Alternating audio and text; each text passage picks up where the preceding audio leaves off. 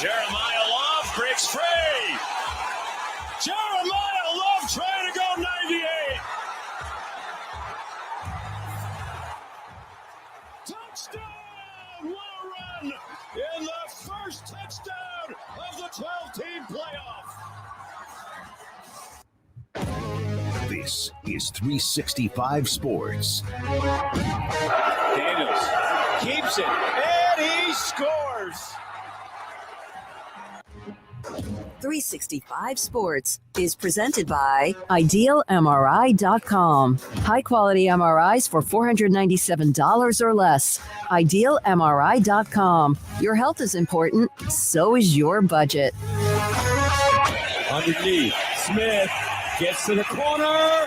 Money on the rise. Touchdown, Jeremiah Smith. 365 Sports is also brought to you by Texas Farm Bureau Insurance, protecting Texans since 1952. Johnson buys some time. There's the tight end again, rumbling towards the end zone, and the touchdown for Ancio. Remember when you had a guy, someone who could fix anything? They're still out there at Batteries Plus. With their quick solutions and expert advice on batteries, key fobs, and phone repair, Batteries Plus will have you in and out and on your way in no time. Batteries Plus, the experts in charge. Klubnik's going to take off. Klubnik for the touchdown. Now here's David Smoak, Paul Catalina, and Craig Smoak. Hello, good afternoon. It's a Wednesday afternoon, and it's October. Man, there's some great football games we've already seen, and some we're about to see. October then leads, of course, into the stretch drive in November, eventually conference championship games, playoffs, etc. And we have some news on that.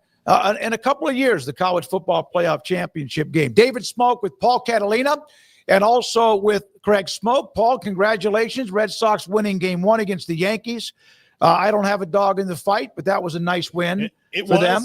Masataka Yoshida won the game for them last night, and he has not been worth the $90 million they paid him until that ball snuck through last night, and then guess what? Give him $90 million more. Don't care, yeah. It's weird that you play 162 games, and I know that this is the case in very different sports, but so Cleveland has to chase down Detroit. I know, getting college football, they have to chase down Detroit from 15.5 back, and they do.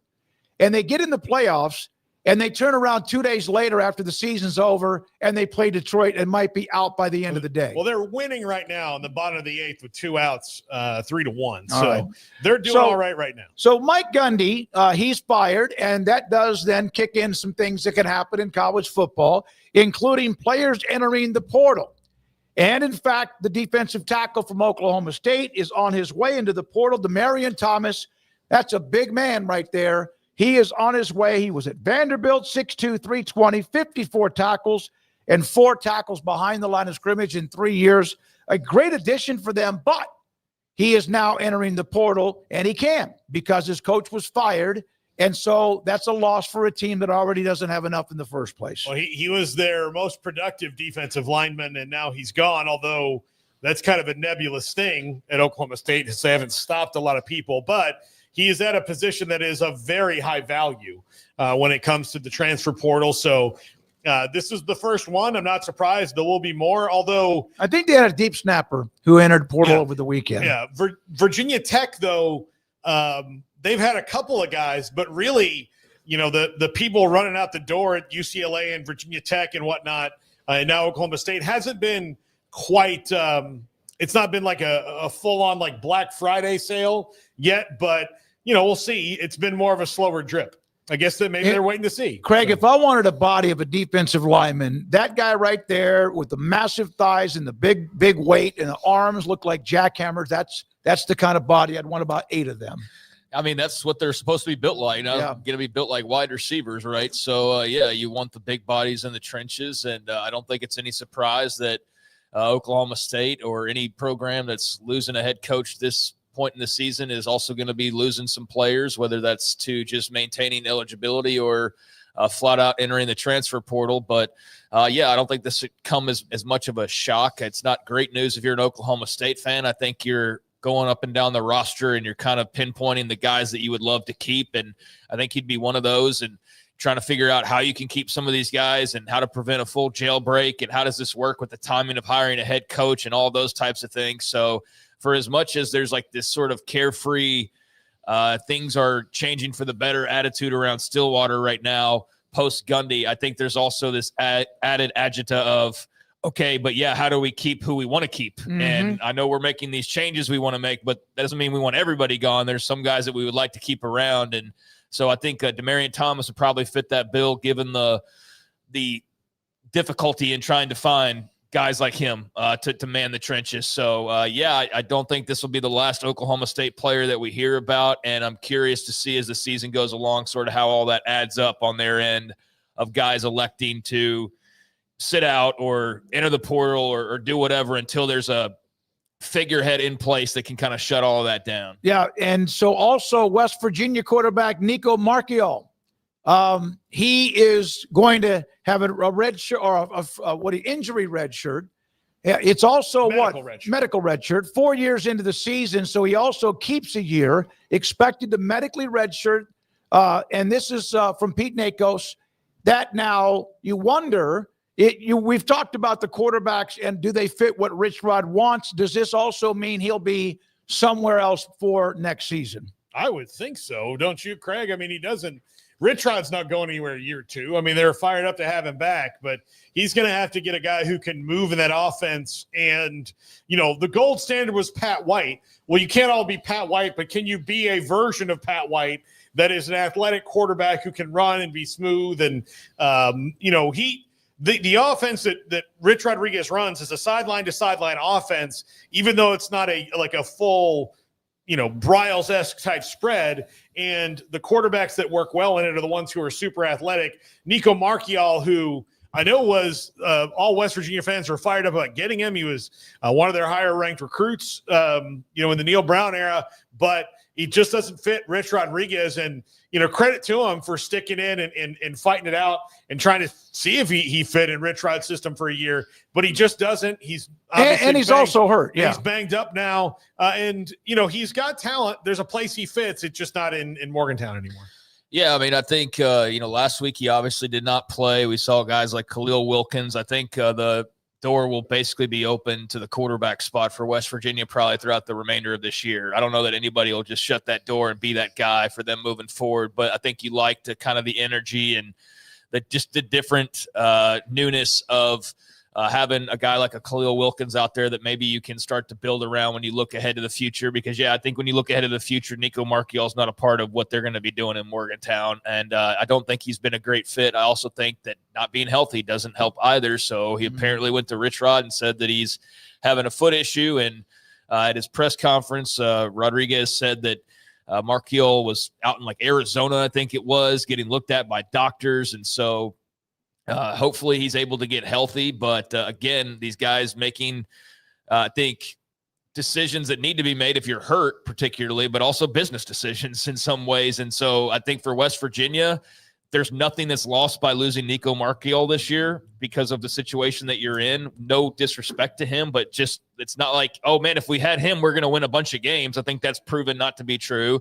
And I think that after initially maybe like beating Pitt, you had this little bit of a buzz like, okay, the Magic's here. And back in Morgantown, the last couple of weeks have brought you back down to earth and you realize this is totally a rebuilding year. Like this is totally a record doesn't matter type of a year. Like, we just need to make strides. And in doing that, I think you've understood that you've got to find the future quarterback, and it's not going to be Nicco Marchiol. So they'll get a look as they have throughout the year. They'll continue to get looks at all these guys. Not sure the guy's not on the roster right now that they end up rolling out there for the first game of next year, but Marchiol at the same time has got to do what's best for him. He's got a couple of years of eligibility left, so I understand, especially if you're not 100% wanting to maintain that, and especially if you also see the writing on the wall and you expect that. And I want to save myself to have a couple years at wherever state here, moving forward. So best for probably all parties that he goes ahead and takes care of himself, and they can just sit there and continue trying to figure out what's best for them moving forward. I'm not comparing him to Haynes King, but that's the kind of mentality that he plays with. By the way, Marchiol threw 98 passes through the 4 games, 66 completions for 720. All 3 of Fox and Wilkins, who are homegrown, they've been at West Virginia only. Henderson's been at A&M, Fresno State, and now West Virginia. Jalen Henderson, they're combined 12 of 29, 2 picks, a touchdown, and 177 yards. So they're all going to get more experience going forward with Marchiol out with the injury. I just think it's unfortunate that he was a big-time celebrated recruit when Neil Brown landed him, thought to be like the next big thing at quarterback for them, and it's never really materialized that way. He had to wait, I think, a bit longer than people anticipated to see the field because of the guys like Garrett Green in front of him.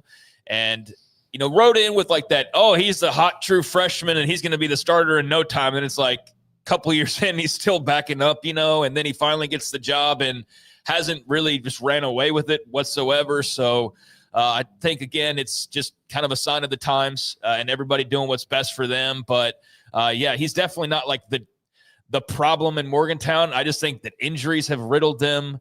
They're deficient in a lot of important areas, and it's probably not going to get a lot better this season. So good luck to Nicco Marchiol. I think West Virginia fans would wish him well if he, in fact, decides to leave, but he hasn't made that choice yet. I think that's probably the choice he makes. But for right now, hope he gets healthy. He had offers from Arizona State, Michigan State, Arkansas, UNC, Charlotte, and a few others, and picked West Virginia.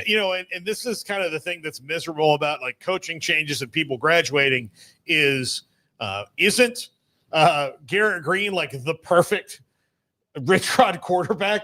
I mean, like, or could be. Like, he's fast, he's got a good arm, he's super athletic. I mean, he's playing wide receiver in the NFL right now. Mm-hmm. Like, Garrett Green was a fit. Guess what? He's out of eligibility. No, yeah. I mean, if you could do that, there'd be a lot of things. Like, I'd like to have Tommy Frazier play for this guy. Like, I mean, that would be fun to do. It's just one. Is there another one? It's 1 year. Yeah, right. Like, it's just 1 year. Like, if he had one more year, they could have maybe transitioned a little smoother, but he didn't. Yeah, I mean, they'll still be able to run the football effectively. I mean, despite injuries to guys like Jaheim White, they piled up a ton of yards against Utah on the ground, but they cannot throw the ball very well.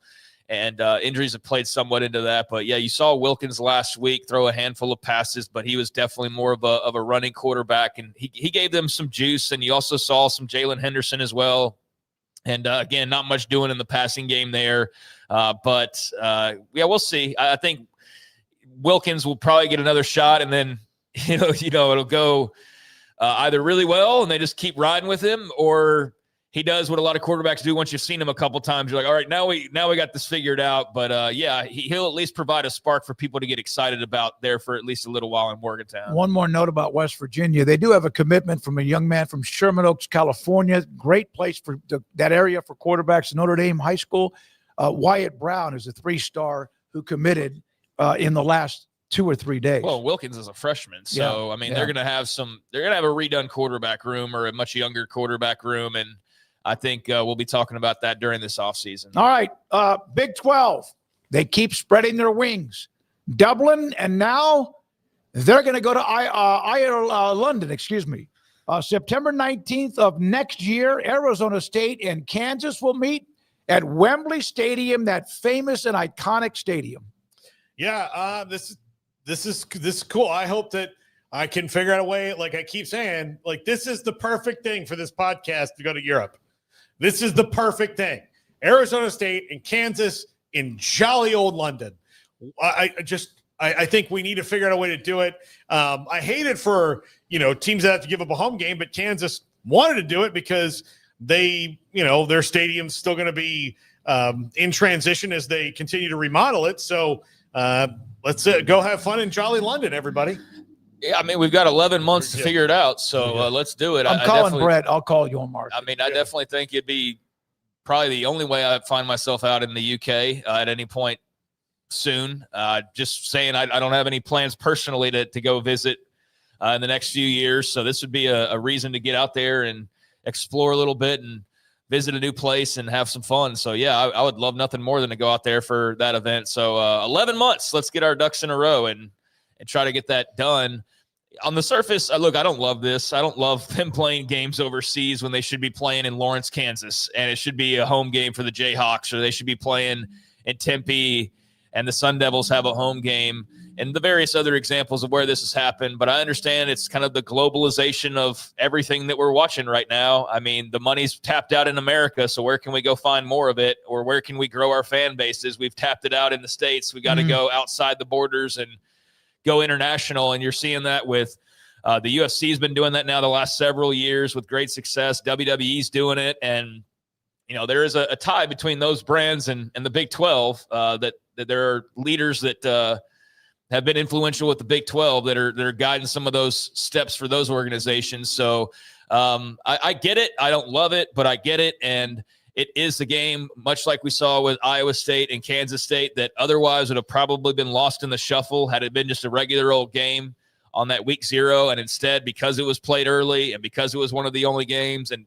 partially because of where it was played, it was viewed separately and kind of on its own as a fun thing for everybody to watch and not just lost in all these other games that are going on. So we would care about this regardless, but I think if you give it a separate spot to kind of have its own territory, then more people are likely to check out this game than would otherwise. If in fact they do a game in Japan, we're going.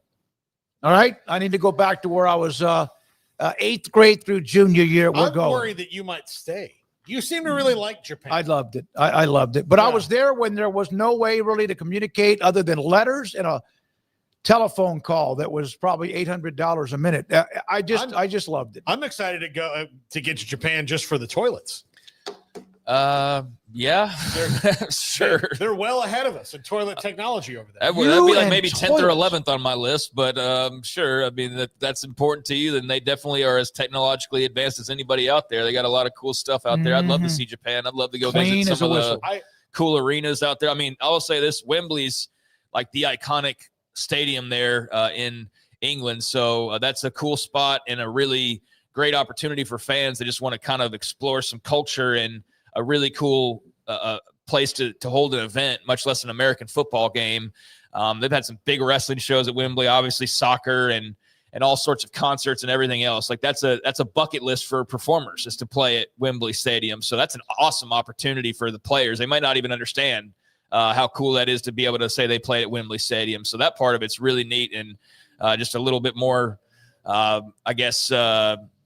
motivation for those who are debating on whether to go travel for that or not. The Bleacher Report. Go ahead, Paul. I think this is a good thing. And look, American football is growing in popularity in London in particular. The NFL has known that for a decade now, and college football, trying to get on with it. And look, they got to keep getting money. They got to keep getting money. Like you said, Craig. Yeah, I like to see people go like, well, if I was in charge, every game would be home and away. It's like, yeah, but you giving up the money that they're getting for this? Like, yeah. I would love to fantasy book like this TV show, but guess what? The actors and actresses don't like that idea. They don't go along with just what I say because I'm the boss. Like, we don't take those things into account when we fantasy book stuff. And so, yeah, you tell me where's the money being made up for this overseas trip, and that's why they're doing it, man. I mean, yes, it's to grow the brand. It's also to make money. It's to kind of spread your wings and, again, find your spot on the TV channels and the biggest platform that you can get. So it's not ideal. You'd rather these games be played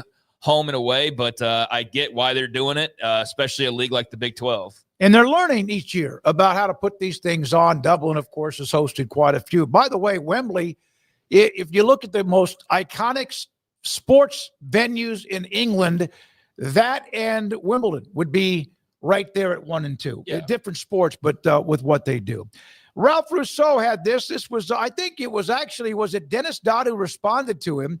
The NCAA's appeal of the preliminary injunction that allowed Vanderbilt's Diego Pavia to play this season was dismissed, with the court saying since the NCAA granted a waiver, the appeal was moot. And then Dennis Dodd, we don't get to hear from him much. He's retired, but he still kind of chimes in. I love when the NCAA appeals itself. Good for Dennis. I remember when this was like, well, you gave him the waiver and that like you won the, look, I don't feel bad for their attorneys because billable hours happen if this isn't like one of those things, like if we don't win your case, you don't pay. Like this is something where they're paying, they're on retainer. And I'm sure like this one's over. And then the phone rings an hour later and they're like, hey, guess what, guys? Here's your new thing that we're trying to stop. And they're like, you know what? God bless you guys for your naivete. It's small print here. The NCAA eligibility rules barred him from playing in 2025. So he sued them.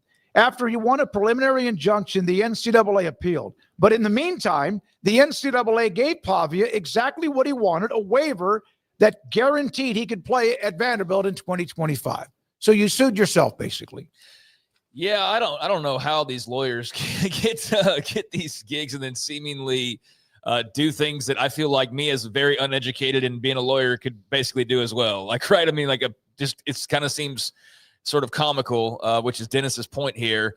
And so, I don't really understand the method to the madness other than it's just more like dunk on the NCAA when it comes to legal things time once again. But I love watching Diego Pavia play. I'm really glad that he came out despite what his lawyer's attempting to do, which is totally to try to beat the system for years to come with all of the players that I'm sure he feels like he can represent to get extra years of eligibility. I'm glad that Diego Pavia stamped out the I'm not playing next year narrative. I did wonder for a guy like him who is not going to go make NFL money of whether that was a real thing to go and pursue because, hey, what if it works and you could play for 9 years in college football and make millions of dollars? Like, I would understand it. I think it would suck for the sport. I think it would be absolutely terrible for the sport, no matter how entertaining that guy is. It just creates a myriad of issues. But, yeah, the NCAA and court cases is the most one-sided rivalry we have in the entire sport, I feel like. And so, yeah, it's been a while since we've seen them get dunked on, so it's probably about time for that. On eligibility lawsuits, this is with Ralph Rousseau's story, theathletic.com. 35 eligibility lawsuits have been filed. 19 preliminary injunctions have been denied. 7 injunctions have been granted. 4 are pending in the lower courts, and 5 have been voluntarily dismissed prior to decision on the preliminary injunction. Well, it just sounds like a lot of like when we had a new administration take over and they're trying to push things through and then the other court's saying like, well, no, you can't do that. Well, this court's saying, well, yeah, you can. And then it goes to this, it kind of sounds like it's just all over the place. And there's so many different rulings that nobody knows what the real eventual like end game for that kind of thing is. And obviously for like the players, circle. You hope that it's that JUCO years don't ever count. So you get your 1 or 2 extra years. I think for fans, it's probably a mixed opinion. I know for me personally, I don't want to see guys 7th and 8th years. We've had our fill, or I've had my fill of that. I get it if you've had a bunch of medical red shirts and things like that, but if you're just going 2 years JUCO, wait, that doesn't count. Give me my 5 years at the main level. I don't love it. So yeah, that's something they got to get figured out and cleaned up and determined on. Okay, JUCO counts or it doesn't. Across the board, one way or the other, not like this guy appeals in Massachusetts and this guy's over in Tennessee. And that's one of the big problems to begin with is that with NIL, everything's just different wherever you go. So this is similar to that in a lot of different opinions on what counts and what doesn't. Well, look, I think, and for fans who want to see guys play 7th and 8th years, I think that's probably a minority. And like if the players want to, and again, as a person who doesn't want to tread on anybody's earning potential Sure. or rights, like I don't want that either. But I think that also given the fact that revenue sharing is all part of this, you may see guys that have 7th and 8th year things, but then the places that they can go are going to be a little bit less because I think most coaches and programs realize, for every Diego Pavia who's in his 6th year and helping Vanderbilt out more than they've ever been helped out before, there could be 100 guys that are just there. Right. Like they're just there. And, with basketball in particular, I think this is it's probably easier to see, but especially these last few years where you had the COVID year guys and the 6th year guys, we didn't really have 2 really banner college basketball seasons in a row because the 6th year guys kind of slowed things down. If you could ask most Kansas fans, would you go back and maybe hope that Hunter Dickinson didn't have more eligibility so you weren't kind of backed into a corner going, well, it's the best thing we can get, and then it doesn't really work out? Like, those things need to kind of go. The right? Baylor national championship team with Scott Drew was a transfer portal magic with Maceo Teague, Jared Butler, Mitchell. They had a bunch of guys that helped, and that was an older team, but they weren't after a 5th year. It was all either 4 or 5 year players. College football, you had some? I was just going to say, I don't want to limit people's earning potential either, to be very clear. But I also, it's like one or the other. Like, and so if I'm choosing, I'd rather college football have some limitations than this guy be able to just stick around for forever, whoever that is. So that's where I'm coming from. Definitely don't want people to not be able to do what they can to maximize what they can. But for the sake of the game, I don't think that it's healthy to have a bunch of guys just hanging around as long as they can to make as much money as they can. College football playoff, they know where they're going to play this year. They know where they're going to play in 2027. And now they're going to go to the Superdome, the Caesars Superdome, for the game that's going to be played. So this year, it will be at Hard Rock Stadium in Miami. It will then be at Allegiant Stadium in Vegas. And now in 2028, that's 3 championship games from now, they will play in New Orleans. So guess what? In 2029, when they announce that in a year, it'll be either at Hard Rock, or it'll be at Allegiant, or it'll be at Mercedes-Benz, or it'll be at the Superdome, or it'll be what place am I missing? Fiesta Bowl, AT&T. Since they started, AT&T, Glendale in Arizona, Raymond James. I love that stadium. Mercedes-Benz in Atlanta. Levi Stadium, Santa Clara. Now, these are also stadiums that were built recently that also, like in the NFL, you get a Super Bowl. Mercedes-Benz, that's the 2nd time. Hard Rock, Lucas Oil in Indianapolis, SoFi, which is just unbelievable in L.A., NRG in Houston, Mercedes-Benz, Hard Rock, and Allegiant Stadium. So and there's now New Orleans. A couple It'll be more. 3rd time in New Orleans. A couple more NRG I wasn't thinking about, or Indianapolis. But, there's like 7, 8 cities that are pretty much the host of everything. Yeah. I mean, those stadiums are the host of every college football national title and the Super Bowl. So, it's hard to go wrong with the Superdome in New Orleans and just that vibe. It's always a fun time. So, it's always going to be in the rotation until they just, I guess, it would have to just, I don't know what would have to happen to eject New Orleans from that. But I've enjoyed my time the couple times we've gone down for Sugar Bowls, and I can only imagine the festivities for a national championship when that comes to town. So, it's one of like 7 places. If you guys haven't put me in a nursing home by then, I want to go. Okay, 2029 doesn't have one, correct? No. I'm going to make a bold prediction. What's the newest stadium being built? Nashville.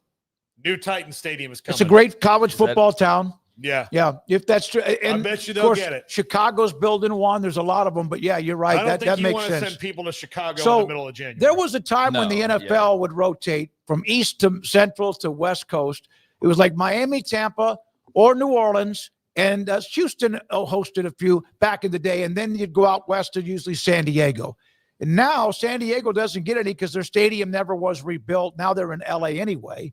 But it's the same thing here. Orange Bowl, Superdome, Phoenix, San Diego, Tampa, and they just keep on rotating. Yeah, it just makes, warm weather cities, mostly in the South, and you're able and to. domes, some of them domes. Well, I was going to get to that part, but mostly are going to be okay weather-wise, and then domes in a lot of places now, so it doesn't even matter what the climate is. But, New Orleans will be cool. I do think that Nashville will certainly be a stop in, just given the college football audience that emanates from there at this point. It would make a ton of sense to host a game in Nashville for the national championship. So I could definitely see that being added, especially as that city tries to elevate itself as an entertainment capital of sorts, along the lines of Vegas and places like that. Vegas wanted it. They eventually get everything. And of course, Phoenix had to kind of build along the way. They were hosting championships at Sun Devil Stadium, but now Nashville. Now, 2026, next summer, SEC Media Days will be in Tampa. for 4 days in July. They will be in Tampa, and that's also where a game will be hosted, that great Florida-Georgia rivalry, and then the college football playoff game, as we mentioned, in 29. So they'll go back to Tampa in 2029. Okay, so sorry, this is media day. Sorry. But yeah, no, I think this is cool.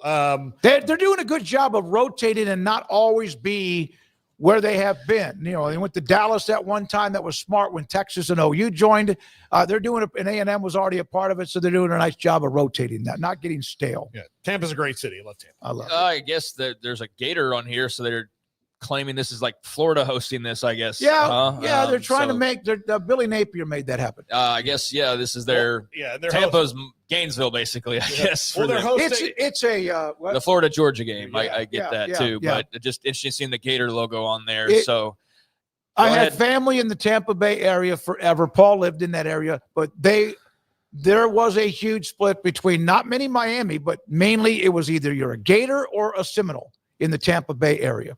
There we are. Well, it's a cool city, like y'all said, and I like the way that they're traveling around and kind of highlighting different places. Dallas, I guess last summer is what it was, and then they've obviously had their turns in Alabama and Atlanta and Nashville, and so they're expanding to kind of have these capital cities. I feel like in some ways, like they're big cities in that footprint, and Tampa certainly fits the bill. So another Super Bowl city for them to tour around in. I always get jealous of being able to build sandcastles and stuff like that. By the way, there's not like two sandy beaches in Tampa in particular, but in the surrounding area, St. Petersburg, Clearwater, yeah, beautiful.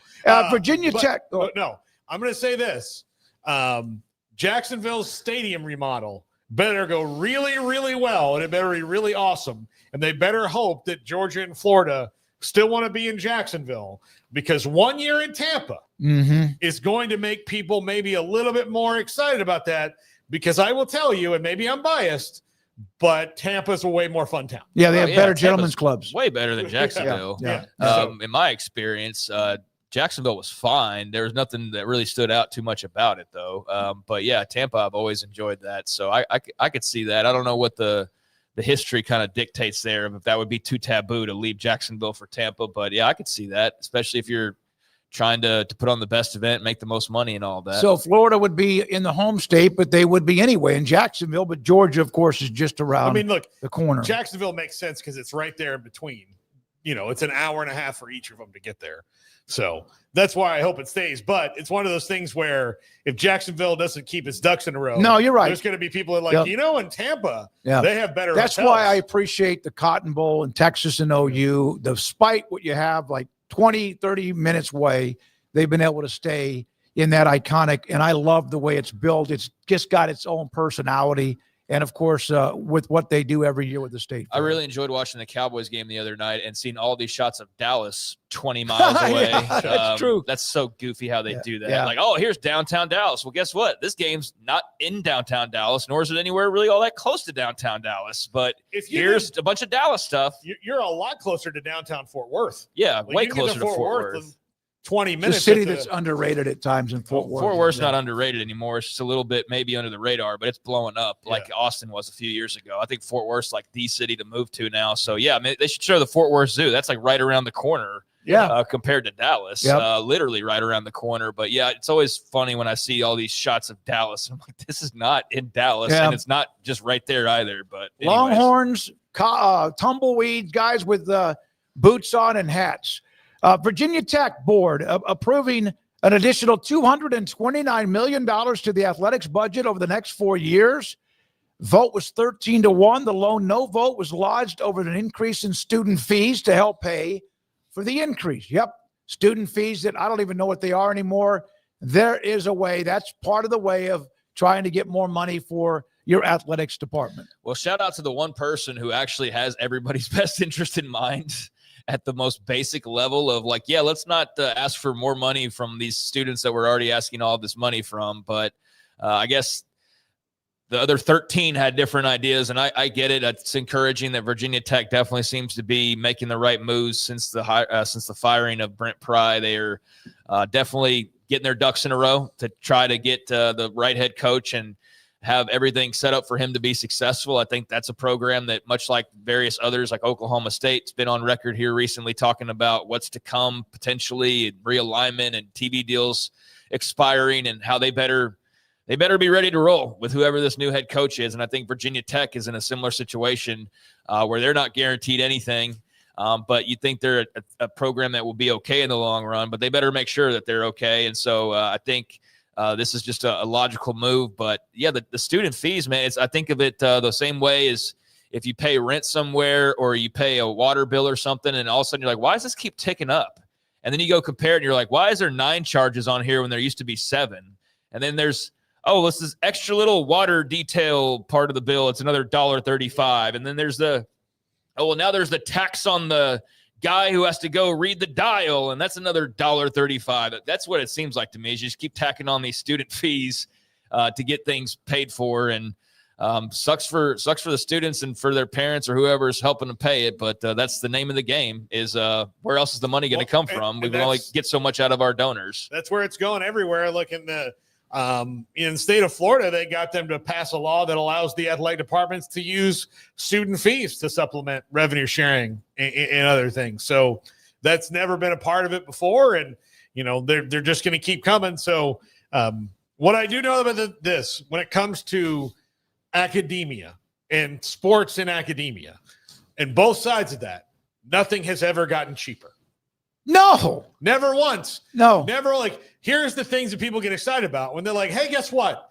This year, we're going to freeze prices on concessions for this year. Yeah. And that's when your team, like, if you ever hear your AD say, hey, guess what? Hot dogs are going to stay at $3.50. You know what your team does? Suck. Yeah. Yeah, I think it makes sense. I mean, the whole front porch of the university thing, right? And all of the money that football can bring in and everything. So I get the give and take there. But, yeah, it sucks for the students that they're going to be the ones getting penalized basically for the need for more money, the constant need for more money. And now the last few years, they've really needed your money. These next few years, they really, really need your money, because now it's, rev share. And so you thought you were done giving. It's like, oh no, we're just getting started asking, because now we need more than we ever needed before. And there's no end in sight to the asking ever being done anytime soon. All right. One more note. If you are Texas Tech and you are Vanderbilt, you're the only teams left in the 2025 season. Since 1978, when FBS and FCS split, there have been 5,731 FBS teams. Only 2 of them have won every game in a single season by 14 points or more. 2004 Utah and 95 Nebraska. That does not mean that because of this they're better than 01 Miami. That's a good debate. But right now, Texas Tech and Vanderbilt are on pace through a month or so to join an exclusive group. Vanderbilt's not going to be a part of that club maybe after this weekend. Mm-hmm. I think that'll probably come to an end. They beat Bama by double digits. Yeah. And look, if they do, great. But that's not going to go on the rest of the season, though. I feel I'd put the house on Vanderbilt's not going to beat the rest of their schedule by double digits. Texas Tech, on the other hand, if I had money to burn, I'd be interested in that. I mean, I'd expect them to beat Houston by double digits this weekend. And then after that, I could see them beating Kansas by double digits in Lubbock. After that, Arizona State on the road. Okay. I don't know. But all you need is a 10-point victory, right? Yeah. I don't think that's totally out of the realm of possibility. 14 plus. Sorry. 14 plus. So still think that can happen against Houston. If not, is likely. Still think that can happen against Kansas. Arizona State, I think you're pressing it, really. Oklahoma State could definitely happen. At Kansas State, not out of the equation at all. And then BYU, I think it'd be hard to beat them by 14, but with the offense that Texas Tech has, I don't think that's impossible. So my point is, I don't think there's any chance in hell for Vanderbilt. Let's say it's like 0.01 million zeros one. Yeah. I think there's like a 0.0001 for Texas Tech that it could happen. Based on how much of a buzzsaw they look like at the moment. Yeah, they're juggernauts right now, and a garbage touchdown in a game too. Like, if you're in a blowout, look. I didn't finish either. UCF, they could definitely beat them by 14. West Virginia could definitely beat them by 14. So, yeah, I mean, Arizona State and BYU would be the curveballs, but out of 8 games remaining, I think that is. I mean, two of those. If they keep doing what they're doing, and if their defense plays well, so it keeps, and they stay healthy. You're right. No, you're right. It's not against – that's why that team, and, of course, they were really good, but – Miami had a couple of games in which they had to kind of fight through it, but that's still talent-wise perhaps the best team of all time, 0-1 Miami. 2004 Utah would have been Urban Meyer his year. And did they beat Alabama in the bowl game? I don't know. I don't remember if they won the bowl game. Or maybe that's regular season. They beat Pitt. They beat Pitt in the bowl game. Okay, the Fiesta Bowl. You're talking about the Utah did at one point play. Yeah. All right, and then finally this, and then we'll have Ari Temkin and Shahan Jeraja both a day late. Remember our interview with Tom Sillo at Lycoming College. He signed an NIL deal, everyone, Asper Cream, pain relief cream. I think I've used that a little bit. There's Ben Gay and there's all this other stuff that they have. Good for Tom. He got an NIL, which makes sense. He's a 55 or so, 58-year-old man who probably gets sore as hell getting out of bed and getting into bed. So good for Tom. Follow up on the story we had about a week ago. Yeah, I was happy for Tom. That's perfect. Is there any pain relief formula, salve, spray that does not smell like pain relief formula? Well, I mean, he seems like some gimmick out of Hollywood, like some sitcom type of character, right? The story itself. So, the fact that it's real life, I think, is really cool. And yeah, that's NIL. That's NIL at its roots of what you anticipated it was going to be when it was first announced, although you knew better that it would eventually turn into what it's turned into. But just like these kind of silly, fun, but beneficial advertisement deals, I mean, this is the intent of it. And yeah, I can't think of a better marriage than this aging football player and some things to help him deal with the pain as he competes with these youngsters. So, yeah, congrats to him. That's very cool. When we come back, Ari Temkin. When we also, around the corner, Shahan Jeraja. We'll have Craig Smoak's very popular Big 12 Mojo rankings. We'll have our college picks, and we'll try to do better. At least I will, and more. We do appreciate you. Hit the like button if you can. Subscribe if you haven't. And this is 365 Sports. PettyClinicLowT.com. Dr. Kent Petty can help you become the high-performance man that you want to be, need to be, and used to be. As you get older, certain things with your body, a lot of things change. It's part of Father Time, including your testosterone level can drop. But 1 out of every 3 men, so about 25 to 30%. If any of these symptoms, you just don't feel the same, your energy is not good, you're not sleeping well, your performance and sex drive is not the same. That could be, doesn't mean it is, but it could be your testosterone has dropped. And so contact PettyClinicLowT.com. They'll set you up to get an appointment, to give your blood. They'll take care of it, get the results, get it in touch with you. And if your testosterone level is too low, Dr. Petty can get you to where you want to be, the man you want to be, used to be, and need to be at PettyClinicLowT.com. My go-to guy. Can you fix my smartphone? Yes. Do you have car batteries? Yeah. What about golf cart batteries? Of course. Battery for my T-fob? Absolutely. My boat? Huge variety. Toy boat? Sure. Motorcycles? You bet. My apartment building? Whole building. Do you have batteries for my party lights? Yeah. Batteries Plus, the experts in charge. It's back 0% for 72 months on all 2025 Ram 1500 trucks during the Drive into Fall event at Allen Samuels in Waco. Check out a 2025 Ram 1500 Laramie Crew Cab with a massive $16,000 off, or a 2025 Ram 1500 Lone Star Crew Cab with $12,000 off, and both at 3.9 for 72 months. And if you drive a Ford, Toyota, or GM, get an extra $1,500 bonus cash. Allen Samuels in Waco. Come by. Let's be friends.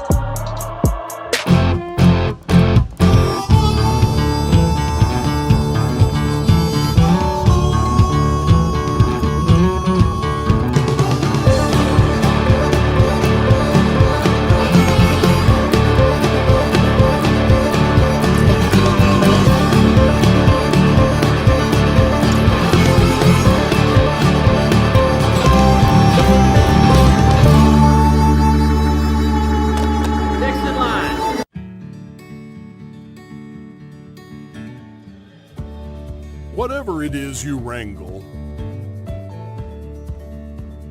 whatever seeds you sow, no matter what you nurture or what you choose to grow, at Texas Farm Bureau Insurance, we're proud to protect all Texans. At BK Ford, we step onto the field every day for our customers. Here, legends are born and glory is earned. The spirit of competition unites us all as we stand as one. It's more than a truck, it's a passion. Get ready for the thrill, the triumphs, and the unforgettable moments that only BK Ford can deliver. Are you ready to experience better? BK Ford.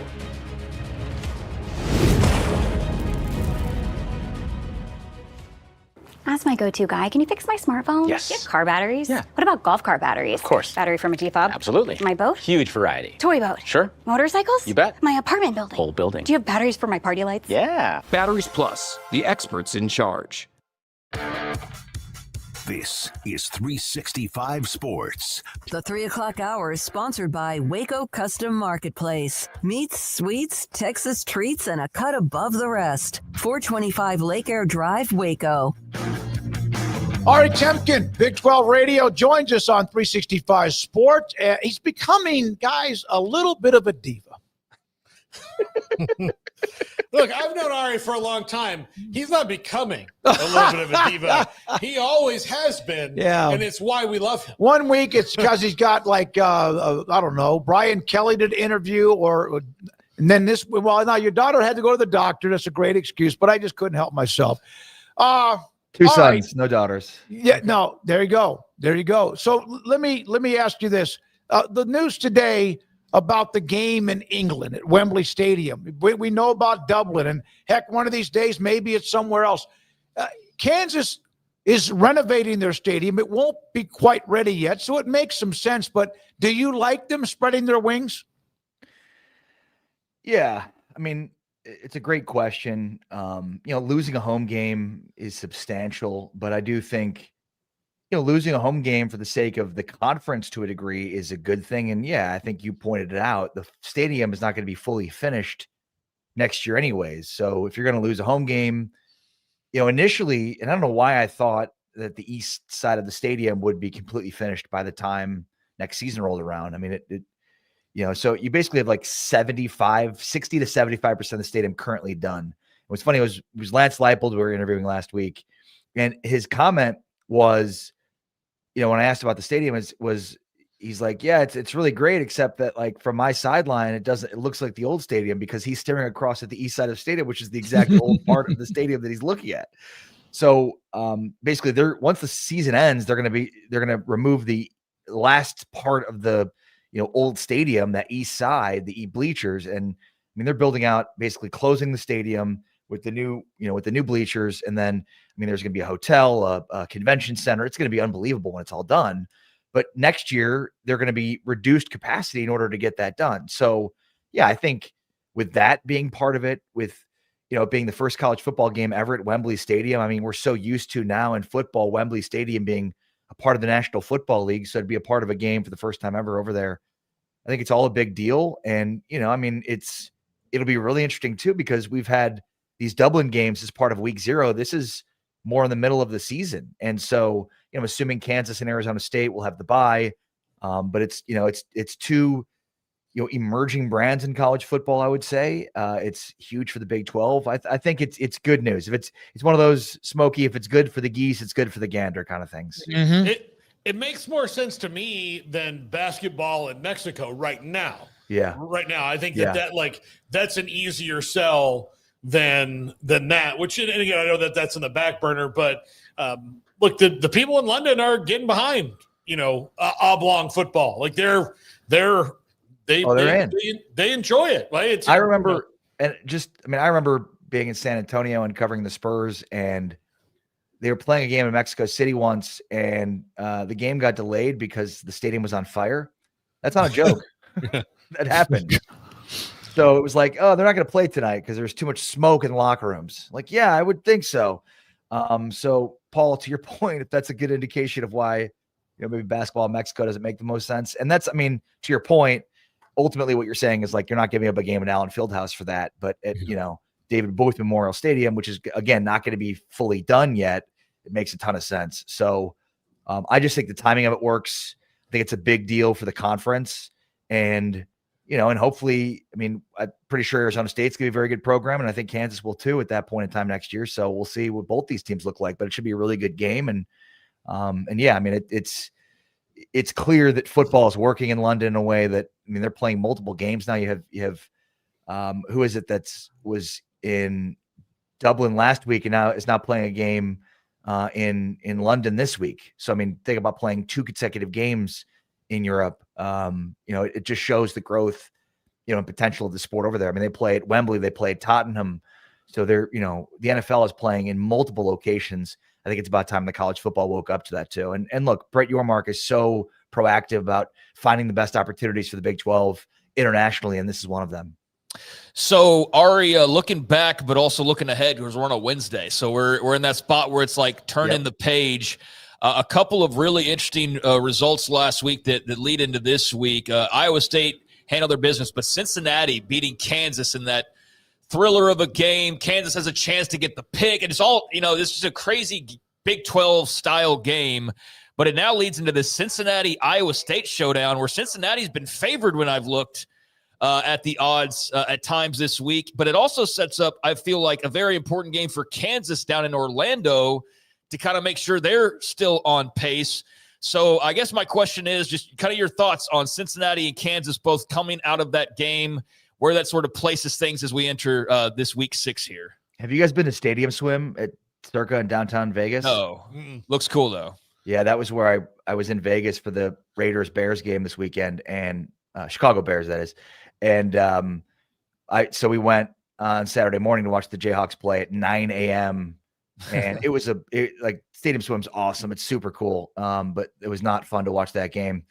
And all the money that I bet on that game, very confident that Kansas was going to win that game. But I digress. I think that game said a lot more about Cincinnati than it did about Kansas. And, I think we actually interviewed Scott Satterfield today for an interview that will play tomorrow. And it feels like this was the biggest win that he's had since he's been at Cincinnati. They just were in need of one of these wins. It's like with Cincinnati, it was like all the games they were supposed to lose, they lost, and they just didn't have any wins that you didn't expect them to. And that was just kind of the Scott Satterfield MO so far for his time at Cincinnati.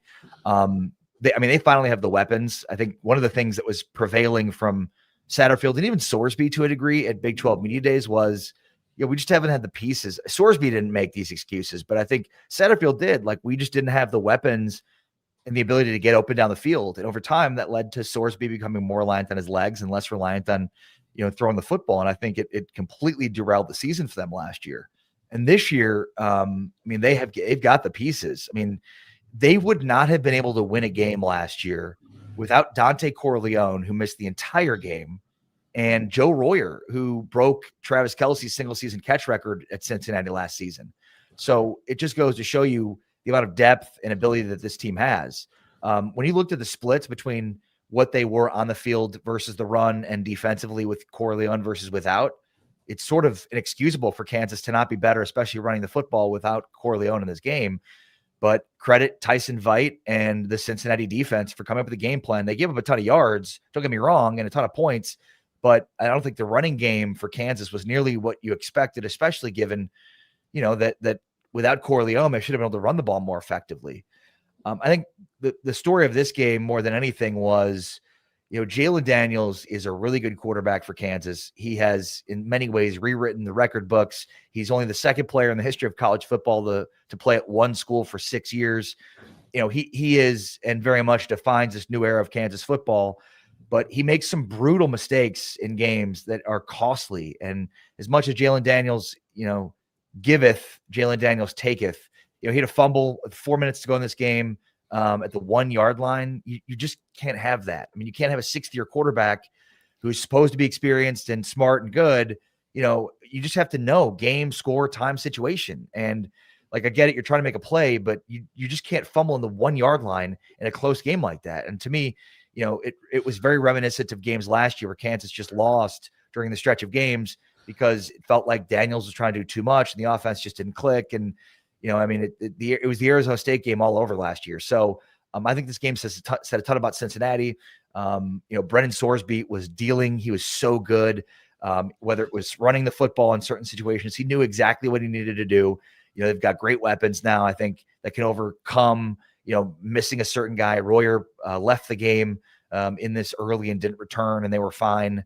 And then again, to do it without Corleone says a lot. Now, Tyson Veit's a former Iowa State, coach, defensive coach. So it'll be really interesting to see. And I even asked Satterfield about what's the differences between a John Haycock 3-3-5 and a Tyson Veit 3-3-5. And, he said that there's some, certainly some concepts that are similar, but, Iowa State now losing their top two corners. We've already seen them this year. I don't want to say abandon the 3-3-5, but they're doing a lot more with their 4-down linemen.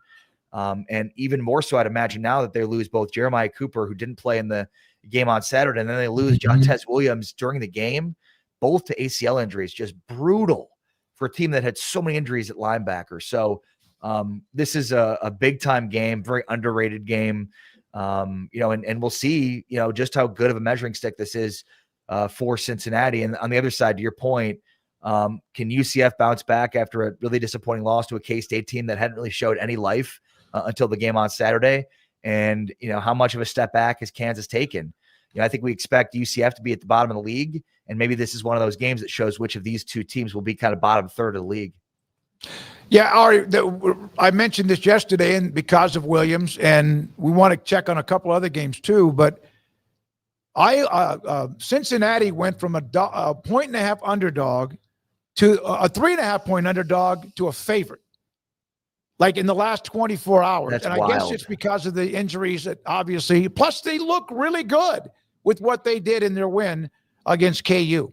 I mean, it's interesting because normally the lines are dictated, specifically through injuries by quarterbacks. It's weird for lines to change that much without quarterback play, but I think that says a ton about those two guys. And I think to your point, Smokey, people are jumping on Cincinnati, realizing how good they are. And, I think the one thing is Iowa State is losing impactful corners, but it feels like they've just always been able to have the personnel to overcome these kinds of losses.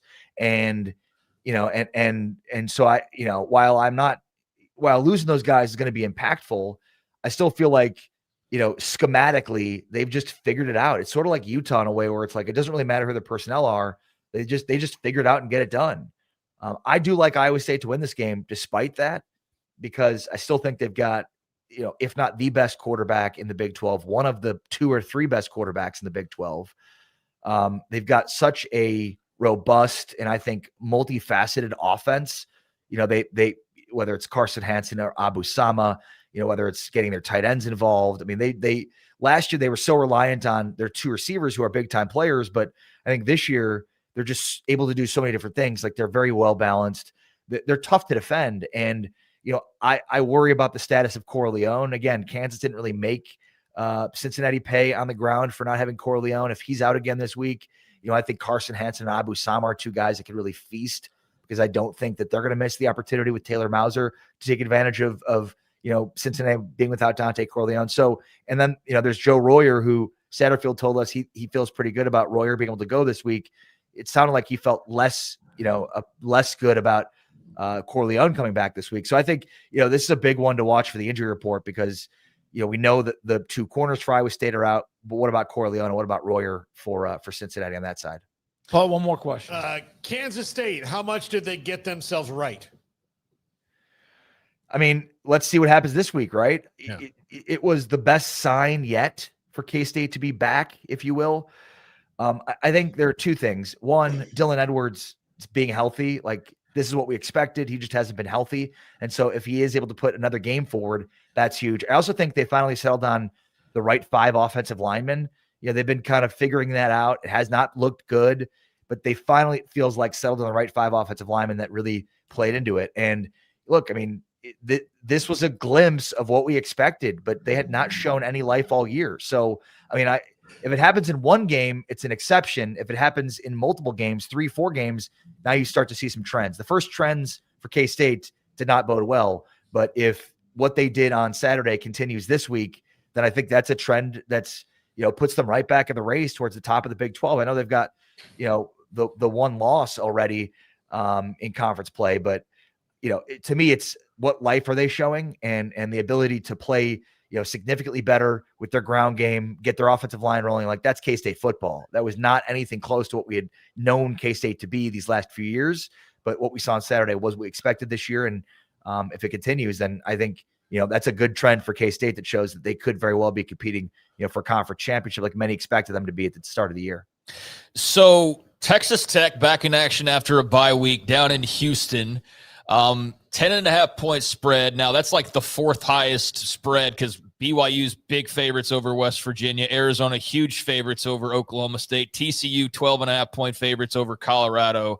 How much do you think the Red Raiders need to be on alert? How much of a game do you think Houston can actually give them? Yeah, I mean, it's tough to gauge because of who Houston has played.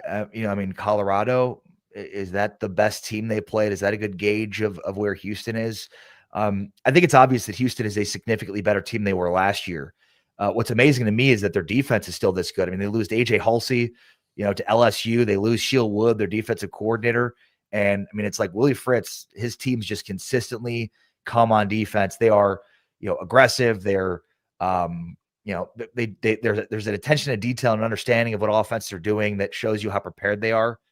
I want to go back to your point though, Craig, about the lines. And let me just ask you guys this as like an exercise, because we did this week and I'm curious for your thoughts on this.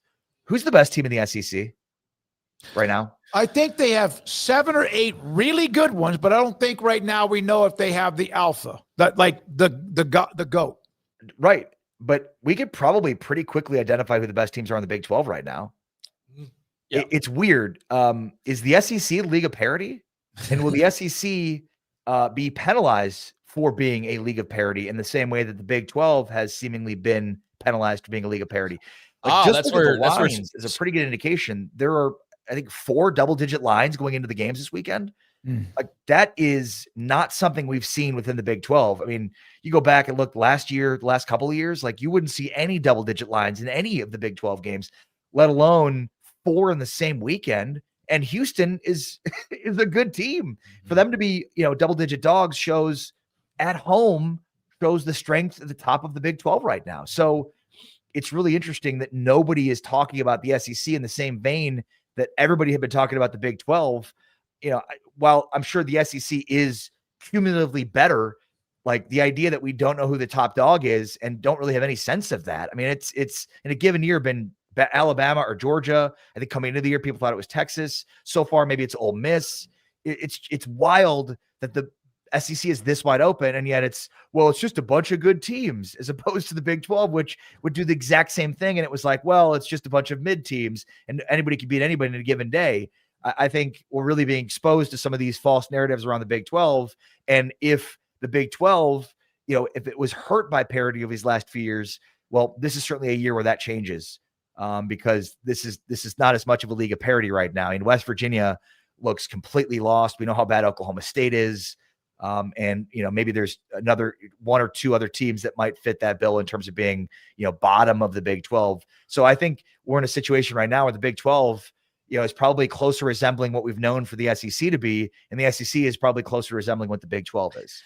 Yeah, I don't know if that's because of NIL, like in the case of Texas Tech, where they just create this advantage that can't be matched everywhere else. But it does feel like there's like 5 halves, and then there's like 3 or 4 halves. Like if K-State loses this weekend, they're down near the bottom, right. and so yeah, Colorado maybe is down there near the bottom, kind of where their temperature is right now, but. This is why the strength of schedule is going to come in handy for the SEC, though. This is the brilliance, though, right. Ari, is like now we're going to hear nothing about see how difficult it's so parity-driven. Ole Miss and Bama and Georgia, they're all as good as each other. We need 10 teams in the playoff. Like they know the narratives, man. And this year it's going to be that they're all just so good you can't separate them. You're totally right. I mean, it's like the AP Top 25 is a good indication of that, right? I mean, it's all setting up for that. Like we constantly heard, well, the Big 12 is just a bunch of mids. It's a league of parity. And now it'll be dressed up as a completely different way with the SEC. It's not parity. It's competitive balance. It's so many good teams. It's so many elite teams, and while there's probably some truth to that, I think, it wasn't as bad for the Big 12 as previously indicated, but at least it's now obvious to see how these narratives form and, what's been hurting the Big 12. And it's good to see that the Big 12 does have, at least in the early going, some semblance of, strength at the top. And I think it's, Iowa State is not a huge player in the NIL game, but, they've done exceedingly well in terms of, getting high level talent. I think, having Brock Purdy was so huge for them because that helped them recruit Rocco Becht, and Rocco Becht's success of being I think a better NFL quarterback than Brock Purdy is right now will eventually be. Becht to me looks way better than Brock Purdy ever looked at Iowa State. So, that's going to only give the opportunity for another big time quarterback to come in. So it's like, it just keeps rolling downhill in terms of the quarterback position. And, when you've got great quarterback, it's easy to look really good. And I think they get great buy-in. Like there's just something in the water there at Iowa State that allows Matt Campbell to not have to really play in the same pools in terms of talent acquisition as everybody else, and still make it out the other end and being a championship contender. Arizona State looks every bit as good as they were last year. They are now actually getting after the quarterback. They had 6 sacks this past week. I think they went like 5 weeks with 6 sacks last year. They could not get after the quarterback last year. Now they have 17 sacks for their first few games. So they're really getting after the quarterback, and they're way more multifaceted on offense.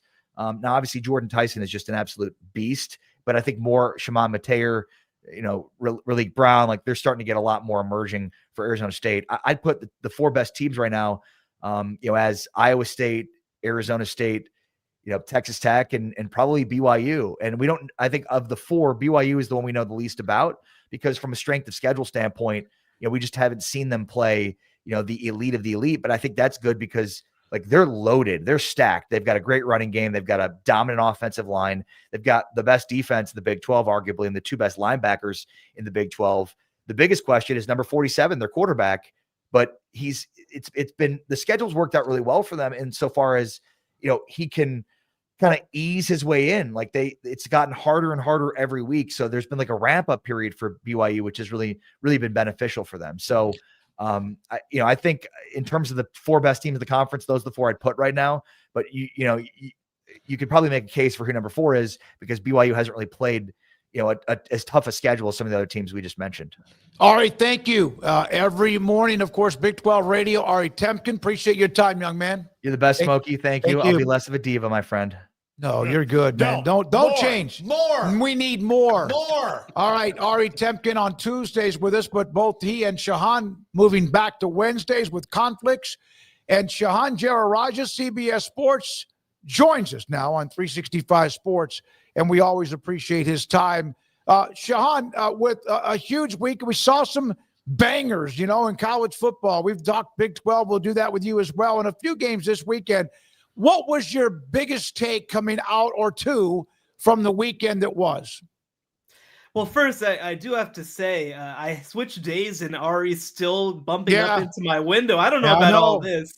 Diva stuff. That's diva stuff. Absolutely. Yeah. But, this was such a great weekend of games, obviously, this past week. And, you have these heavyweight battles like Oregon going to Penn State. I think that to me was one of the most impressive performances that we've had of the college football season to this point. I mean, Oregon to me has kind of been that complete team that everybody's asking for. They've been electric on offense, fantastic on defense, run the ball well, pass the ball well. Like, there's not a whole lot more that you can ask of them at this point. But, to go back to some of what Ari said during his last segment, like, I think that Alabama poked some holes in Georgia and just exposed how kind of shallow the top of that SEC is.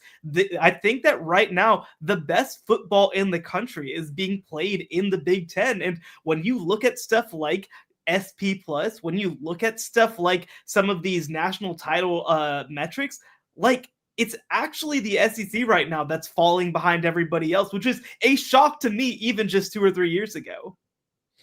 Shahan, last week was chock full of big games. This one is more maybe upset specials around. But which game do you think changed the team's path the most out of the big ones last week? Yeah, that's a good question. I think that, certainly for Penn State, I mean, they have no margin for error now. They have 2 games left against ranked opponents. And this is kind of what happens when you play bad non-conference schedule, is you just lose all margin for error. They're going to have to beat either number 1 Ohio State on the road or Indiana at home. And by the way, even if they beat Indiana, I don't know for sure that that's going to be enough to get them into the playoffs. So I think that they're going to have to really pull out something pretty special down the stretch. So I think that was a big loss for that team. I think that that also you look around, and again, this Georgia team, like it just does not look like the same level of team that we've seen the past little while. Another team that I'll mention as well in a look ahead spot was Florida State. Florida State, of course, plays Miami this week. That's a huge opportunity for that program. But they overlooked, one of their ACC compadres and ultimately end up losing a game to Syracuse that's going to cost them in a really big way. So I think that you start looking forward. And I mean, again, like similar to what I kind of mentioned with the SEC, like I think that outside of Miami, there's a lot of teams in the ACC that are really going to have to get things back on track to have a chance to compete for the playoff and for an ACC title. Where does Ole Miss sit in your pecking order currently in the ACC? Yeah, I think that right now, I think that there's a really good case that Ole Miss is number 1 in the SEC. And part of that is because of some of the issues that we've seen from LSU, who I picked preseason with a national championship, from Alabama, from Georgia. Texas has looked pretty miserable, to be frank. And Ole Miss, I think the thing that is exciting about this team in 2025 is that they've been incredibly dynamic. Trinidad Chambliss has come in at quarterback, a Division II transfer from Ferris State, just been a total revelation at that position. He's just one of those guys who comes out and is a playmaker, right? Who just makes stuff happen. And even though they had literally a first-round quarterback last year in Jackson Dart, he wasn't that kind of playmaker necessarily. He was more of a processor and I don't want to go as far as saying game manager, but like Trinidad Chambliss is the type of player who goes out and wins games for people. You saw that, of course, in the LSU game. So I think that right now they're my number 1 team in the SEC. But again, it is wide open right now. I think that, look, let's see what happens this week. Let's see if Vanderbilt can beat Alabama again. Because I think that if they do, they're seriously in this conversation. I think Oklahoma, depending on how quick John Mateer can get back, can be in this conversation. Tennessee, I think, has probably been the most impressive team outside of Ole Miss to this point. It is truly wide open in that conference. And you didn't even mention Texas, I don't think, started. And I will not. Yeah, fair enough. But I mean, just the fact that they started off, they're at the top of the conversation, and now you're listing off 6-7 teams, and we're not even talking about them. I think just speaks to the kind of the depth and I mean, technically they could still be right back in the race at some point if things get better at the quarterback spot, I guess. No, 100%. And the other thing that you mentioned with them as well is that they are going to be the biggest beneficiaries of the John Mateer injury at Oklahoma, because, look, we'll see obviously what Michael Hawkins can do out there. I've seen 2 Oklahoma teams with backup quarterbacks in the past 3 Red Rivers, and it was not very good to look at, let's say. But if you win that game, a game that maybe you wouldn't have won if John Mateer is healthy, then all of a sudden you head into a pretty manageable overall slate. And so, I mean, look, the other piece of this as well is that I think Texas, outside of Ohio State, probably has the best defense in the country. So, I mean, it's going to look a lot more like maybe an Iowa sort of run to an SEC title game than maybe the high-powered Arch Manning of it all that we expected. But you also can't fully count out Texas because of their path and because of their talents. Yeah, it's kind of a TBA with them, or TBD, to be determined. So they are still really good. We just don't know. And maybe Florida allows them to get going. Who knows? What were your thoughts, Sam? Pittman's out. Rhett Lashley, of course, an Arkansas alum player. You have the other guys that are that next tier with GJ and Jeff Traylor, among some others. What do you think is going to happen at Arkansas? Yeah, it's a great question. I think that they're going to take a big swing, certainly, at Rhett Lashley at first. But the reality is, I don't know if Arkansas right now is a better job than SMU. And there's a couple of reasons for that, right? One, of course, they have a lot of money, and Arkansas has money. But one argument I think that I've gotten into with some Arkansas folks is that, they're like, well, look, we have billionaires too, right? We got the Tysons, we got Jerry Jones, we got, the Waltons. But like the reality is, if you need to get your boosters on board before you have access to money, you don't in practice have access to money. The thing about SMU is that access is permanent, right? To make a comparison to Ole Miss, who we just talked about, right? Ole Miss is not the richest program in the SEC, but what they do have is a very sustainable model of money, where they're able to go out and know every year we're working with this amount of money, we're doing this amount of stuff. That has not been the case at Arkansas, and Arkansas has some conflicts when it comes to basketball rev share, for example, for baseball rev share. These are two sports that they expect to win national championships in, and even their athletic director acknowledged in football with the way that we fund, we don't expect to win a national championship.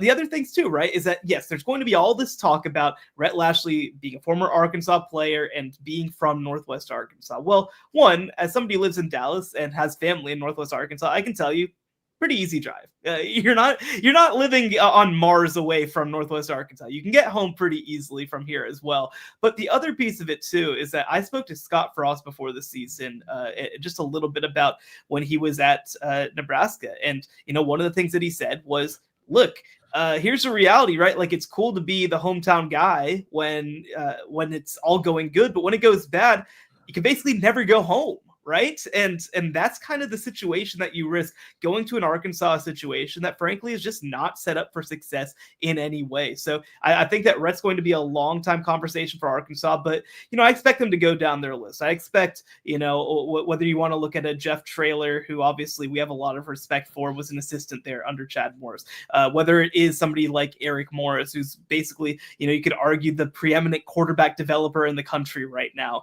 There's going to be a lot of options. There's a lot of different directions they can go. They can go Texas, they can go scheme, they can go SEC, they can go recruiting. But I think it's going to be really interesting where their athletic director ultimately decides he wants to go. Yeah, we talked about it yesterday, Shahan.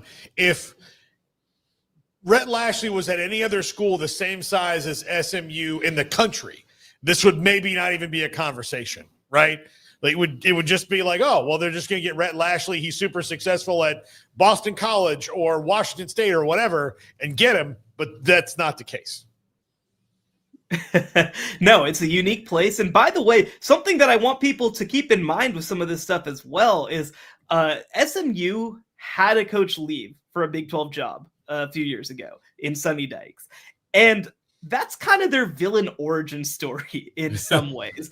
I don't know if any of this stuff happens if Sonny Dykes doesn't leave SMU and make them feel inferior. So if there's one thing that Arkansas isn't going to do, it's going to be big timing SMU's boosters. SMU is going to be able to make it worth Rhett Lashlee's time to stay there, both from a funding perspective, certainly a salary perspective, from a revenues perspective, from a player acquisition perspective. If he decides to leave, that is well within his rights. He can decide to do so. It's not going to be because SMU can't step to the table. Shahan, your thoughts about it's early, it's just October 1st, but if in fact you had to vote for the Heisman today with so many of the bigger names that have kind of been disappointing, who would be in your conversation? Well, I think that if it was a ballot cast today, I would go with John Mateer at Oklahoma. I think he's been transformational for that program. To me, honestly, you could maybe argue the only difference between Oklahoma last year and Oklahoma this year being a top 5 team is straight up that John Mateer is in the program. He's been responsible for 82% of Oklahoma's yards. He's number 2 in total offense, despite playing for an offense, by the way, that ranks number 50 in total offense. Oklahoma only averages 70 yards rushing per game from their running back. So he has been everything for this team to this point. Now, of course, like I mentioned, he's going to miss most likely the Texas game with a hand injury after undergoing surgery. They're trying to rush him back for it. I don't know if that's going to be a good idea. I don't know if it's going to be successful. But even if he does miss that game, they play 5 top 20 teams in their last 5 games. So he has an opportunity still to play his way in. I think that Trinidad Chambliss, who we talked about from Ole Miss, has been an incredible story. And this is ultimately a story award in many ways. A guy coming from Division II, an afterthought, brought in to be the backup, coming in and adding a level of dynamic play that they haven't had at the quarterback position in a little while. So I think that he's going to have a really good chance. but this is about as open a year as I can remember for the Heisman Trophy. There really has not been anybody who's come out and taken it to this point. And so I think that the way that this season goes along is going to play a huge part in ultimately who ends up winning this award. Are you covering the game this weekend? No, I'm just going to be from home this weekend, but next weekend I'll be doing the doubleheader, North Texas versus South Florida on Friday, and then Red River as well. Texas, so resting up this week and going to be out on the road the next week. Have a great week, rest of the week. Shahan, thank you as always for your time. Normally Tuesdays, today on Wednesdays. We appreciate it. CBS Sports, Shahan Jeraja with us on 365 Sports, which now leads us to this in the next segment. Craig Smoak and his Big 12 Mojo rankings. We will, of course, you have seen Andrew with a couple of the polls he's put up. We will have spin the wheel, quizzes, top 5 with Paul, all of that around the corner. Thank you, as always, for your time, and this is 365 Sports. What is it, Brandon? Baylor alumni. I got a note from Doug Furch. In fact, they have a home game coming up against Kansas State, and they are locked in to have their tailgate. Game is 11 o'clock, so they'll be out there bright and early, and you can enjoy the food, the fun, the festivities, music, and more, and also talking about your favorite thing that day, Baylor and Kansas State football. If you're a Baylor alum or you're a parent of somebody that is at the school, Baylor alumni, every home game puts on a show just across the pedestrian bridge, just south on the southeast side off the Brazos River across the Brazos River next to McLean Stadium. Food, fun, festivities, as I mentioned, share stories and more. They'll have trinkets or whatever you want with the green and gold. Doug Furch and Paul Thorpe, who every Saturday home game will be at their tailgate party at Baylor alumni fan engagement. Is back, and Underdog is the best place to make picks and win money all season long. Playing on Underdog is easy. Just pick whether your favorite players will go higher or lower on stats like touchdowns, receiving yards, interceptions, and more. Get your picks right and you can win up to 5,000 times your cash. You can play with as little as $1. Download the app today and sign up with promo code SPORTS365 to score $50 in bonus funds when you play your first $5. That's promo code SPORTS365. Millions of fans have already won billions making picks on Underdog. Will you be next? Underdog. Make picks. Win money. Must be 18 and up. 19 and up in Alabama, Nebraska, 19 and up, and in Colorado for some games, 21 and up in Arizona, Massachusetts, and Virginia. And must be present in a state where Underdog Fantasy operates. Terms apply. Offer not valid in Maryland, Michigan, Ohio, and Pennsylvania. Concerned with your play? Call 1-800-GAMBLER or visit ncpgambling.org. In New York, call the 24/7 Hope line at 1-877-8-HOPE-NY or text HOPE-NY. That's 467-369. Big savings are waiting at Allen Samuels in Waco. Drive off in a 2025 Jeep Wrangler Sport for just $29,990, or grab a new Jeep Compass Latitude for only $26,700. The road and trails are calling. And wrap up your summer in style with the Make This the Summer event at Allen Samuels Dodge Chrysler Jeep Ram. Come by. Let's be friends. Let Camille Johnson Realtors guide you seamlessly through the process of buying your dream home or selling your current one. Commercial, farm and ranch, or residential, Camille Johnson Realtors can smoothly and successfully lead you through any transaction. With a team of 28 experienced agents who are excited about serving you, Camille Johnson Realtors services the entire greater Waco area. If you're in the market to buy or sell, contact Camille Johnson Realtors, 104 Midway Center in Woodway, or find them online at www.camillejohnson.com. Camille Johnson Realtors, elegant, charming, warm. Welcome home.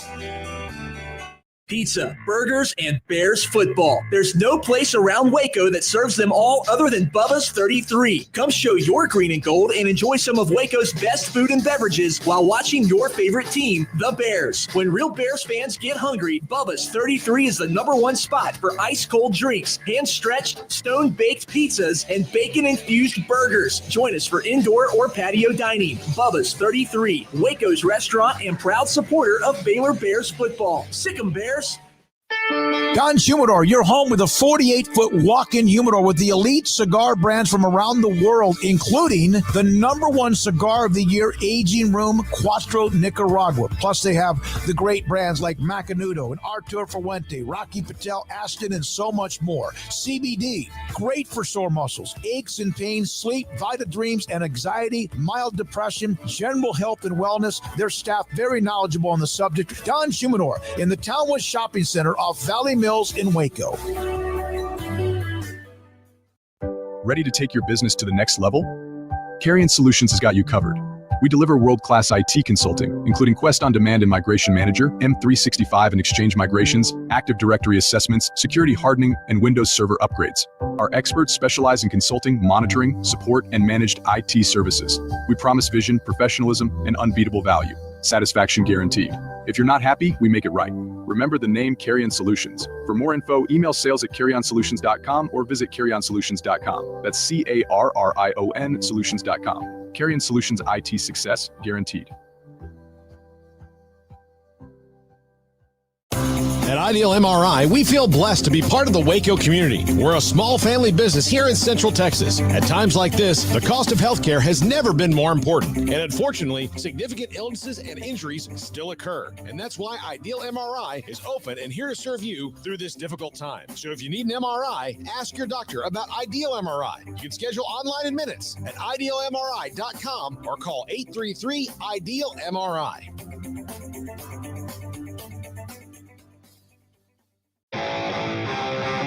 This is 365 Sports. Text us at 254-339-1122.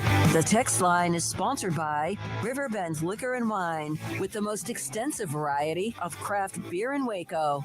A hidden gem on Lakeshore Drive and 19th Street. And welcome back into 365 Sports. Time for our weekly look in at the latest Big 12 Mojo rankings. Week 6 is where we find ourselves. Do y'all realize that we're in week 6 already? We're in October. It has to be, yeah.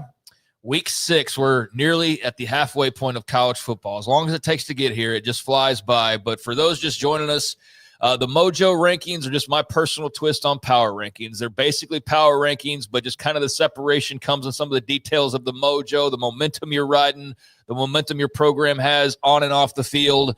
Those factor in and ultimately create some of the separation. But for all intents and purposes, it's a power ranking with the twist. So let's get into where we find ourselves in the Big 12 conference. And as always, we will start off with the bottom 4, 16 through 13.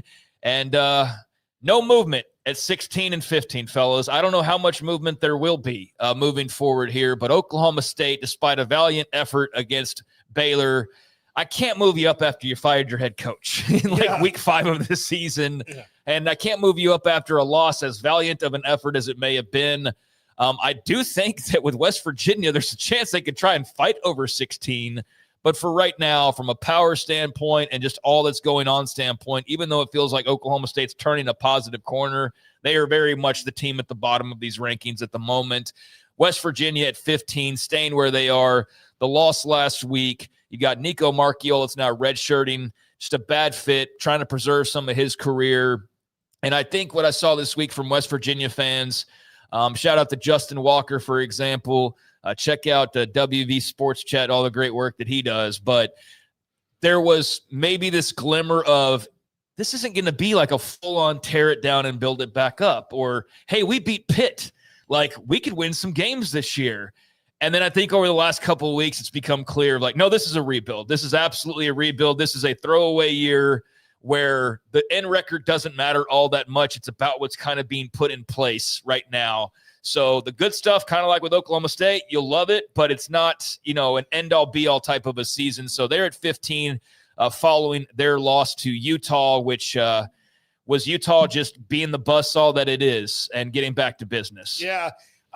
With West Virginia, okay, when they beat Pitt, well, I watched a little bit of Pitt in Louisville last week, and Pitt was in firm control of that game. Much like they could have been against West Virginia. They had some early momentum, and then they made one mistake, and the wheels kind of fell off, and they lost all their momentum, and they never got it back.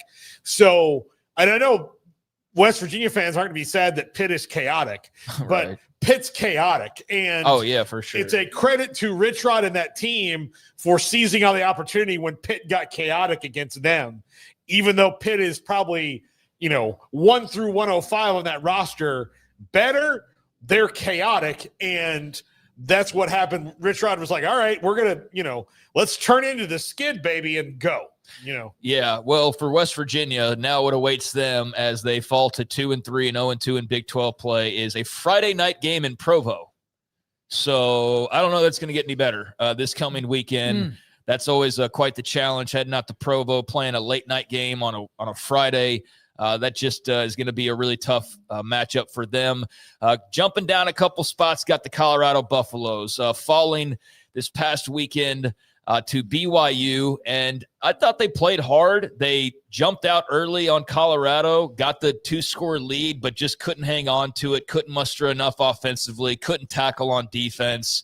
Now, BYU deserves some credit. Their players just being good players and making plays, but there was just a lot I did not like watching Colorado, and I don't think the quarterback situation is going to be fixed this season with the personnel they have. That's clear that Caden Salter's not going to have learned these massive lessons and suddenly turn into what he was at Liberty a couple years ago. He's a guy who's a talented player, but he's playing a bunch of way more talented teams than he'd played at any other point in his career on a weekly basis now, and just very unsure of himself, bad decision-making. There were some things to like from Colorado, but by the end of it, what was upset bid at home was just oh yeah, this team's just not very good. And I don't think there's a lot that's going to change that. So I dropped them a couple of spots. UCF also dropping a couple spots after the loss to Kansas State. They've got some injury issues at quarterback. I don't think really much separating these two teams other than I had UCF above Colorado last week, and I'm just keeping them there because not much separates them, to be perfectly honest. They had such a hard week. Yeah. The coach passing away and then going on the road and all that. I bet they're just glad the week is over, see how they respond. But, I think they both definitely deserve a drop. And Colorado, 14-3? And then I kind of was trying to fight whether I was going to fall asleep or not, and I didn't. And then you just saw, obviously, the twist of they just start BYU. I'm not BYU, excuse me. They're just coming back to win that game. What a nice win. Yeah, it was a really good win for BYU. They just kept their cool and calm and just kept doing their thing. And eventually they broke through and were able to grab that lead. And Colorado just a really good start, but not much else after that to keep them from losing that lead. So, the Buffaloes in a bad way right now. On to the next grouping, and we go 12 through 9. Kansas State, who was residing towards the bottom for the first few weeks, they got a win, 34-20 over UCF, so got to propel them upward a little bit, and I do feel like there is – this sense, at least, of optimism this week of, hey, you can go down. You can beat Baylor. You could definitely go beat Baylor in Waco. That's not an impossibility by any stretch. But how much of this would be due to Avery Johnson using his legs more? Yeah. How much of it is just simply having Dylan Edwards back? So when I talk Mojo and power rankings, for example, if I'm debating between Kansas State and Colorado, Dylan Edwards coming back, that's going to boost you up a little bit higher, right? If we're just splitting hairs, that's a factor in your favor. He comes back, and immediately the run game is just monumentally better than what we had seen prior to that. So having a healthy Dylan Edwards is obviously big for Kansas State.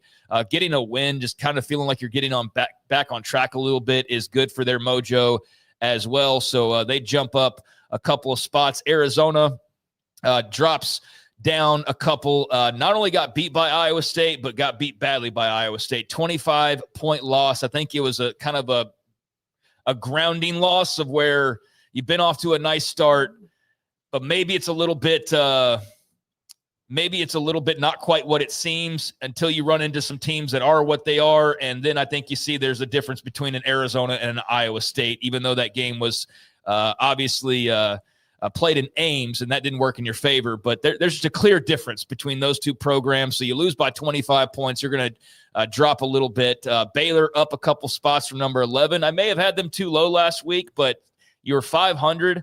You go beat Oklahoma State. I'm not going to give you a ton of credit for that, but I do think you are walking into a snake pit with the coach change and the different curveballs thrown your way, because now they're like, well, we're just going to throw whatever out there and try to confuse you because you don't know what's coming. And they handled all that, even though the defense is not very good. Offensively, they were great. So Baylor jumps up a couple spots, not because of who they beat, but because of the circumstances. And then Kansas drops a couple after that loss to Cincinnati in a close game, had them at number 7 previously. But they, as you will see, get hopped by a couple teams. Could have won that game, maybe should have won that game. I don't think they're a bad team, but a loss is a loss. And now they've got to be very careful because they're already sitting at 3-2 and heading to Orlando this week. So KU coming up at number 9 there. Yeah, Kansas, they are a team that could jump back up at any time, but I wonder if they have the gumption, to do that at any point and get their mojo pointed back in the right direction. I agree with you on Baylor. Like, they're up, like they won. They were supposed to. They dealt with it, but they really, really, really need to work on the defense. And with Dylan Edwards back and their ability to run the ball, Avery Johnson, Dylan Edwards. If that's not in the plan for him to run this weekend, then the coaches need to be fired. Look, quite honestly, Auburn's had one game where they felt like we're going to be Auburn again. Yeah, and it was here in Waco when Jackson Arnold did that. And guess who's better at running than Jackson Arnold? I think Avery Johnson at his best. He's faster. Yeah, he does. I think. Yeah, no, you're right. I always go back to that game when Baylor needed a win and they were kind of getting frisky and they got smoked. It's a different team. It's been years. I understand that. But I wonder, you wonder if a team that was supposed to be good, that's been sleeping, slumbering, and not playing well, if all of a sudden just a simple win might help them get going. In the case of Kansas State, you mean? Yeah, the 2 up for Kansas State and KU down. I think Baylor's better than 10, but not with the Mojo rankings. They have to prove that. Yeah, I mean, they're 3-2 now, and I don't know who you would have above them. I guess you could say you'd have them above Houston, but I'm not going to put them over a team that's 4-0 right now. Yeah. I mean, so again, if this is pure power rankings, then Baylor's probably 7 or something like that, but your record is who you are. So let's get into the top 8 here. And there's Houston. They stay pat after the close win at Oregon State in overtime. They moved to 4-0. Now they got to go play Texas Tech, and I don't really like that matchup for them, but didn't move them up or down. They won a close game in a tough environment on a weeknight out in the Pacific Northwest. And so after getting down early and really looking like they were going to have a disastrous loss, they stay pat. But, I do think if we're matching them up, I think I'd take Baylor over Houston. I think I'd take Kansas over Houston, but Houston's 4-0. And so there's got to be some credit given for that. Cincinnati jumps up with the win over Kansas. I feel like Brendan Sorsby's playing some great football right now. And I know that, that was their first Big 12 win, but I think that middle pack, there's just very little separation. And when you talk about riding some mojo, you go into Lawrence, Kansas, and you go beat a team that was technically rated better than you were, and you go win a close game, and your quarterback's throwing for a bazillion yards. They've got a lot of weapons around Brendan Sorsby. They did it without Dante Corleone, who's still kind of trying to work his way back. I just think there's a lot to like about them right now, and I think they've got some good mojo going on. So I got Cincinnati jumping up to 7. 6, TCU dropping a couple of spots after the loss to Arizona State. No shame in that, but it's not just about you. It's about what others did as well. So they drop a couple due to the loss to the Sun Devils, and they're just so one-dimensional, man. It's Josh Hoover throwing the ball or bust, and that's it. There's no run I was game. really that game kind of not took me aback, but I never thought that I just always thought that TCU was going to outscore Arizona State. No, I mean, they've got good receivers, but you lose an Eric McAllister, and suddenly you're really searching for answers. And again, no run game to speak of, an offensive line that's not very good, and a defense that's okay, but it's not a world beater by any stretch of the imagination. So I think that was a tough loss, but TCU still a very good team. And Utah up one. They just buzzsawed West Virginia.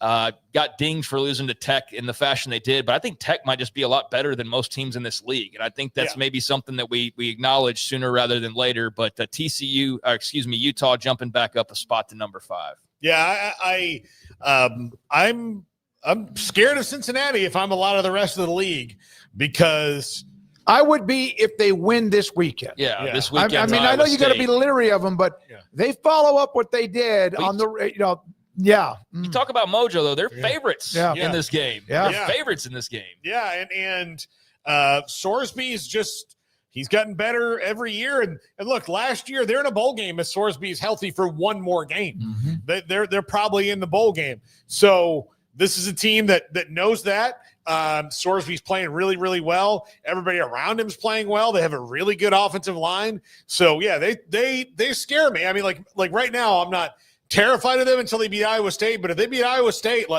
it's on, brother. They're the team, and that wry smile that we saw That's from Scott Satterfield. That's making more sense by the second. Yep. Very confident back in July. Yep. I can't believe that TCU can't find a running back. Their offensive line's not very good. That's true. The problem.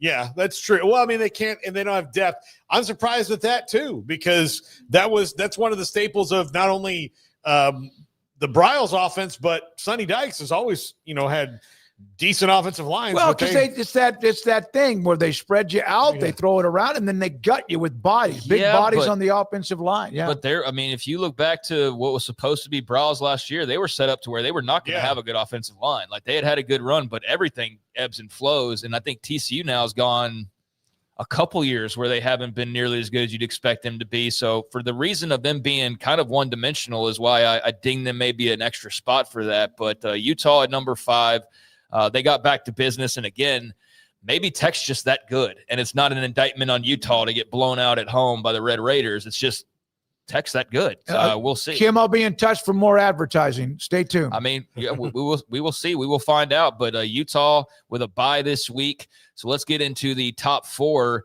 And Arizona State also with the bye this week. They jump up to number 4 after the win over TCU. It's a ranked win for the Sun Devils. 2-0 start to Big 12 play after beating Baylor the week prior. Some clutch wins here to start the conference, and just kind of a team that feels like they're going to win those close games this year. And when you have a team that kind of has that, that's the difference in maybe winning the league or not making a bowl game. And so Arizona State, at least as of the last couple of weeks, certainly seems like a team that's got that cardiac ability to where they know how to close games out.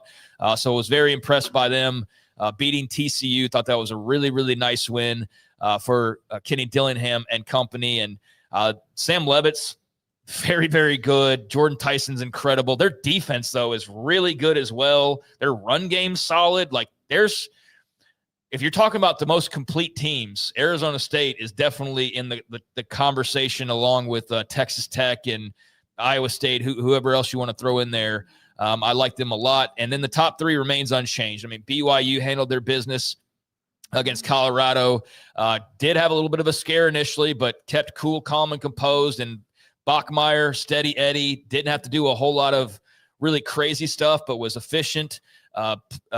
Showed off his running ability, didn't turn the ball over. He just guided that offense the way you would want him to, and especially in a road environment with a bunch of crazies on a Friday night, or a Saturday night. Or was that Friday or Saturday, Colorado game? That was Saturday, right? I think it was Saturday. But Colorado? Yeah. Late Saturday. Late Saturday. 9:30, whatever. Houston and then Arizona State TCU were on Friday night. So, yeah, that was a late Saturday game. But just very impressed with young Bachmeier there. They've got some good weapons. Defense is great. And so a game that some teams might have lost and would have been just a bad kind of loss to take on the road. BYU still finds a way to stay unbeaten. Meanwhile, Iowa State crushes Arizona, had no problem dispatching the Wildcats. Rocco Beck's a lot of fun. Don't think he's getting nearly enough credit when we have the Big 12 quarterback conversations. And they'll have this challenge against Cincinnati. You should have mentioned, Tyson Veit, who was there with Iowa State, was hired from Iowa State to go coach that Cincinnati defense and basically install the Iowa State defense, 3-3-5 that everybody copied and pasted basically over the last decade in the Big 12.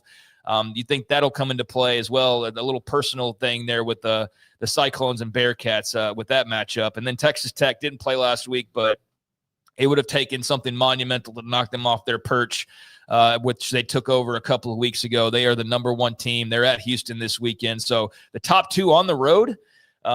We'll see if that matters at all. BYU hosting West Virginia on a Friday night. TCU's hosting Colorado. And then Arizona State and Utah both have byes. So we'll see how much the top of the list gets shook up, if at all, this weekend.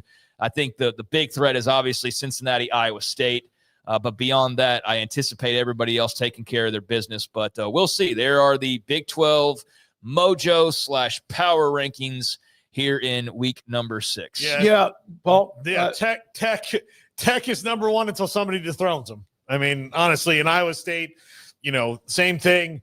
BYU, I would assume, is going to get overtaken a little bit just because they're going to maybe be a little bit problematic on offense week in and week out. But man, they have number 47 by God at quarterback.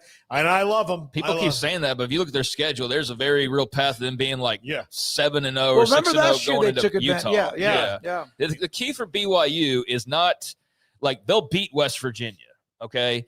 And I think they'll go and they'll beat Arizona. Now, you never know. Maybe Noah Fafita could have a great game, but let's just assume they beat Arizona. That's then, though, in mid-October when the schedule kicks in, where they should probably be, what would that be, like 6-0. And then you've got Utah. And then you've got a road trip to Iowa State. And then you've got a road trip to Lubbock. And then you host TCU in that month of or that month-long stretch, or I guess there's a bye week in there, so like 5-week stretch. You play those 4 teams, that's when we'll really see BYU tested. I don't think it's going to necessarily be this weekend. Maybe against Arizona. That last year, if you'll recall what BYU did, they opened up, what were they, like 8 or 9-0, right? And they played one ranked team, Kansas State. One beat the hell out of K-State. And they had that kind of soft underbelly. After they beat Utah in that war, then they kind of started to slip. KU stunned them. And then, of course, lost at Arizona State in a huge game that might have given them a chance to play for the Big 12 title. This is what they did last year. They went in and you're kind of under the radar. But you hope that last year's run allows them, if they do continue to win, to be maybe up the ante a little bit when it comes to the rankings. But I think if you took 20 people, Paul, on any of us, and you said, name the top 8 teams in the Big 12, I bet 90 to 95% would have the same 8 teams in some order, regardless of 1 through 8, but in the same 1 through 8, some type of way that you have. And I know that Houston's not necessarily everybody's like locked to be in the top half of this league, but they're undefeated right now. Yeah. They're undefeated. Yeah. So, we'll see from a power ranking standpoint. I don't know. I haven't looked at all at anything this week. I don't know where the kind of average spot for them is, but I'm saying this as somebody who's not necessarily the biggest believer in them remaining where they are moving forward.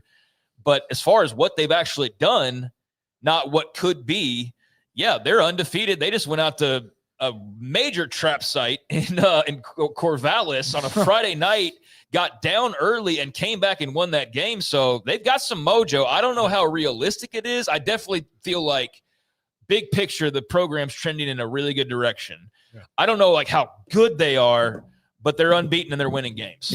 Yep. And of course they've got the quarterback in the holster coming in with Keyshawn Henderson. Got beat by Franklin, by the way, but a really good player.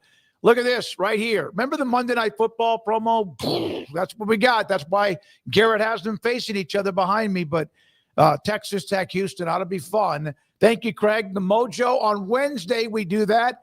We also will come back and do our college football picks for the week. And my sterling 1-4 record that allowed me to slip right back out of the lead when it comes to the picks and much more. Thank you very much, Craig. We'll be back at 365 Sports. If you look at the group exercise and fitness schedule at Waco Regional Tennis and Fitness, Monday through Sunday, indoor cycling, stretch and strengthen, silver sneakers. That's for you older folks, by the way. Spinnervals, Ignite, body shaping, fit hit bar, boot camps on Tuesday and Thursday, above the belt, and on and on. That's Monday through Sunday, group exercise classes. If you want to get yourself fit, or you want to get yourself in better shape, or you want to just sweat, that is what you can find. Memberships available. Waco Regional Tennis and Fitness on Lakeshore Drive in Waco.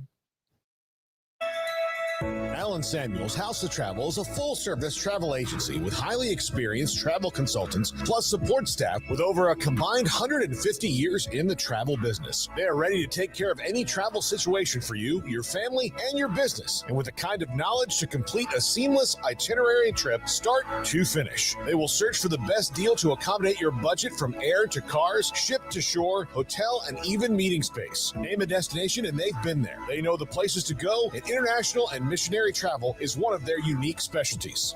Alan Samuels House of Travel, celebrating 50 years in business. Call Connie, Sherry, Linda, or Bambi at 254-776-2560, or find them on Facebook or at houseoftravelwaco.com.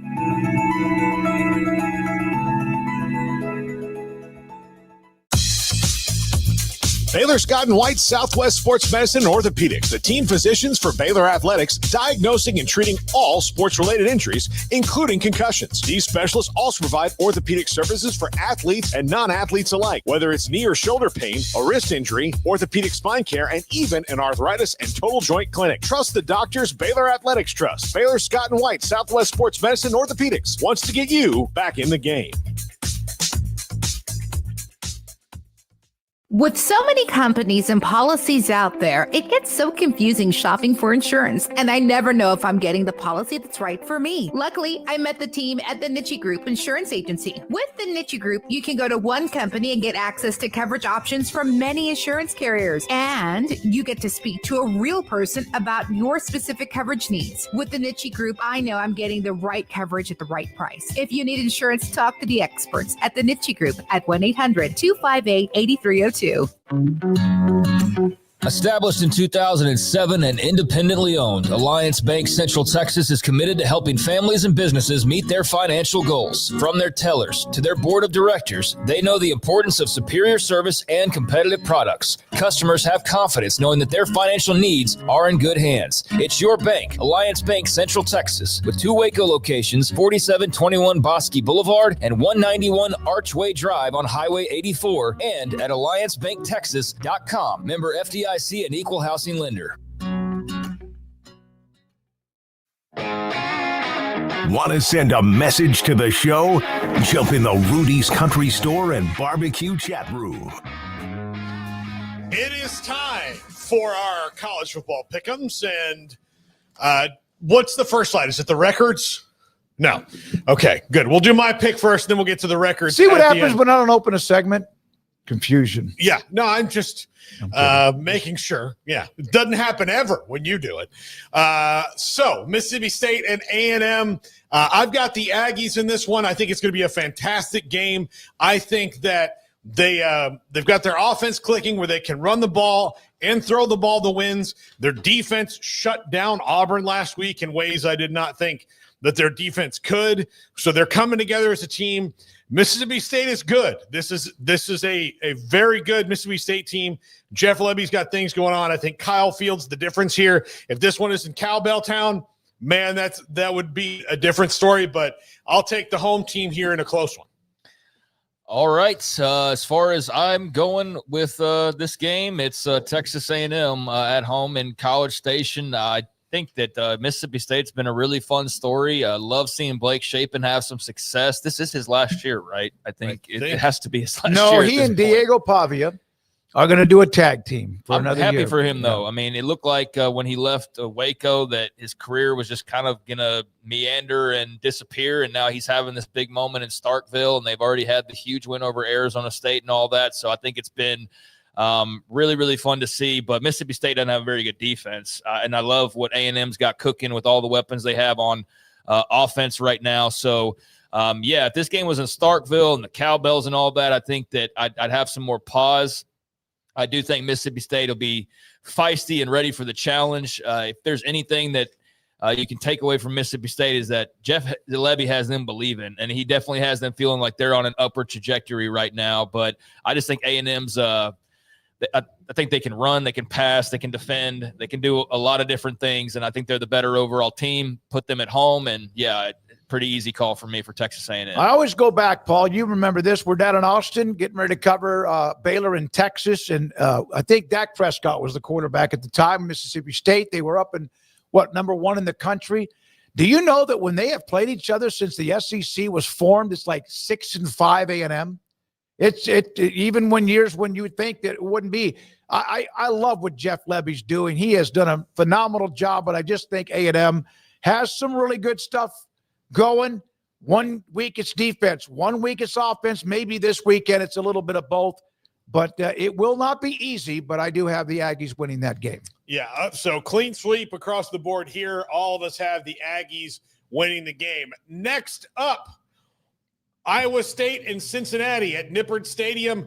I'm still picking Iowa State in this game until proven otherwise, although this one is getting scary now that Cincinnati is favored in the game, but I'm going to go with the Cyclones. I think they've got enough offensive oomph now and ability to control the game. Cincinnati, their defense is even Dante Corleone or not, is still a little spotty. I think they'll be able to run the ball. But with those cornerbacks out, I think that it's going to be a good day for Brennan Sorsby. Still think Iowa State gets it done, though. Yeah, I'm taking Iowa State here. I mean, I get the spread being what it is, and I get the mojo kind of working in favor of Cincinnati. It would not be shocking to see them pull this off, but I'm still just a believer in Iowa State. I think they can win ugly. I think they can win going away. I think they had a nice showing last week that they roll in with some momentum, and Cincinnati, for all the momentum they have, is also this close to being a loss last week, and we're not putting them up the rankings and talking about them being favored in this game and all those things. So Iowa State to me has just been more of the steady hand. They definitely have a big challenge here, but I mean, for the changes that Cincinnati has made defensively, where did those changes come from?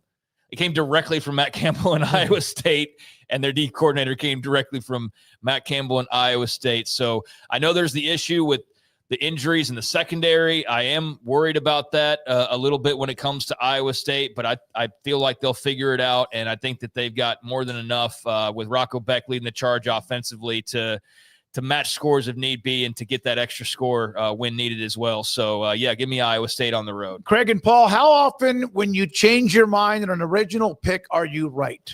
So far, I've been 2-0 when I've done that this year. Usually it doesn't work that way, especially with me. Paul, what's your history if you change a pick at the last second? Oh, I don't even keep track. Yeah. All right. Well, I changed mine. Vegas knows a lot. That doesn't mean they're predicting Cincinnati to win, but they're, again, 1.5 or so favorite. They were an underdog. The injuries. I also believe in the Iowa State culture with what Matt Campbell has. They've 2-0 all time against Cincinnati, but I'm going to take the Bearcats. Just that Scott Satterfield grin. What he said about his team, huge win last week. Sorsby, man, he's just so fun to watch. I'm taking the Bearcats. All right, next up, a very, very important game to me personally. Florida State and Miami. This is by far the best these two teams have been at the same time in the last 20 years. Maybe a little bit more before that, but in the last 2 decades, neither of these teams have been on concurrent tracks. It's been up and down all across the state of Florida when it comes to the big three of Miami, Florida, and Florida State. They're not all good at the same time anymore. It doesn't work that way, but it does right now. Florida State off the upset trap game on the road against Virginia. I'm going to pick the Noles at home. I think this might be Miami's only loss. I actually don't think that Virginia will be Florida State's only loss, but I'm taking the Noles at home. I think they got a scare put into them last week. Carson Beck, not as much of a threat to run zone reads. So I think that if they can contain that and get some actual pass rush, they'll make enough plays to win at home on Saturday night. All right. The Knoll takes the Noles. Yeah. I'm taking the Canes. Yeah, I mean, it gave me some pause at being a Doak Campbell, and I know that'll be a raucous crowd for it, but I like what I've seen from Miami, and I'm shockingly going to say I'm more of a believer in Carson Beck than Thomas Castellanos, which, if you know, I've not always been the most glowing about Carson Beck. I know that his play is not quite what the way we were talking about it a couple weeks ago. It's come back down to earth, but Miami's got a nasty defense.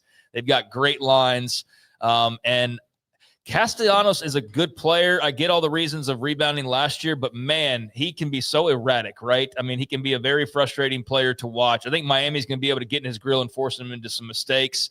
This ought to be a hell of a brawl, I think, between these two teams. But I like the Canes a little bit better.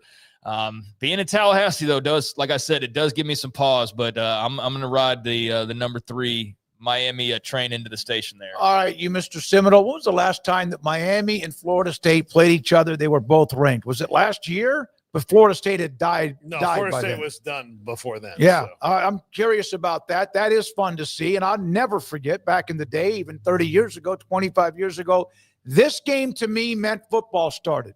Like this was the one. Texas OU's got that same deal.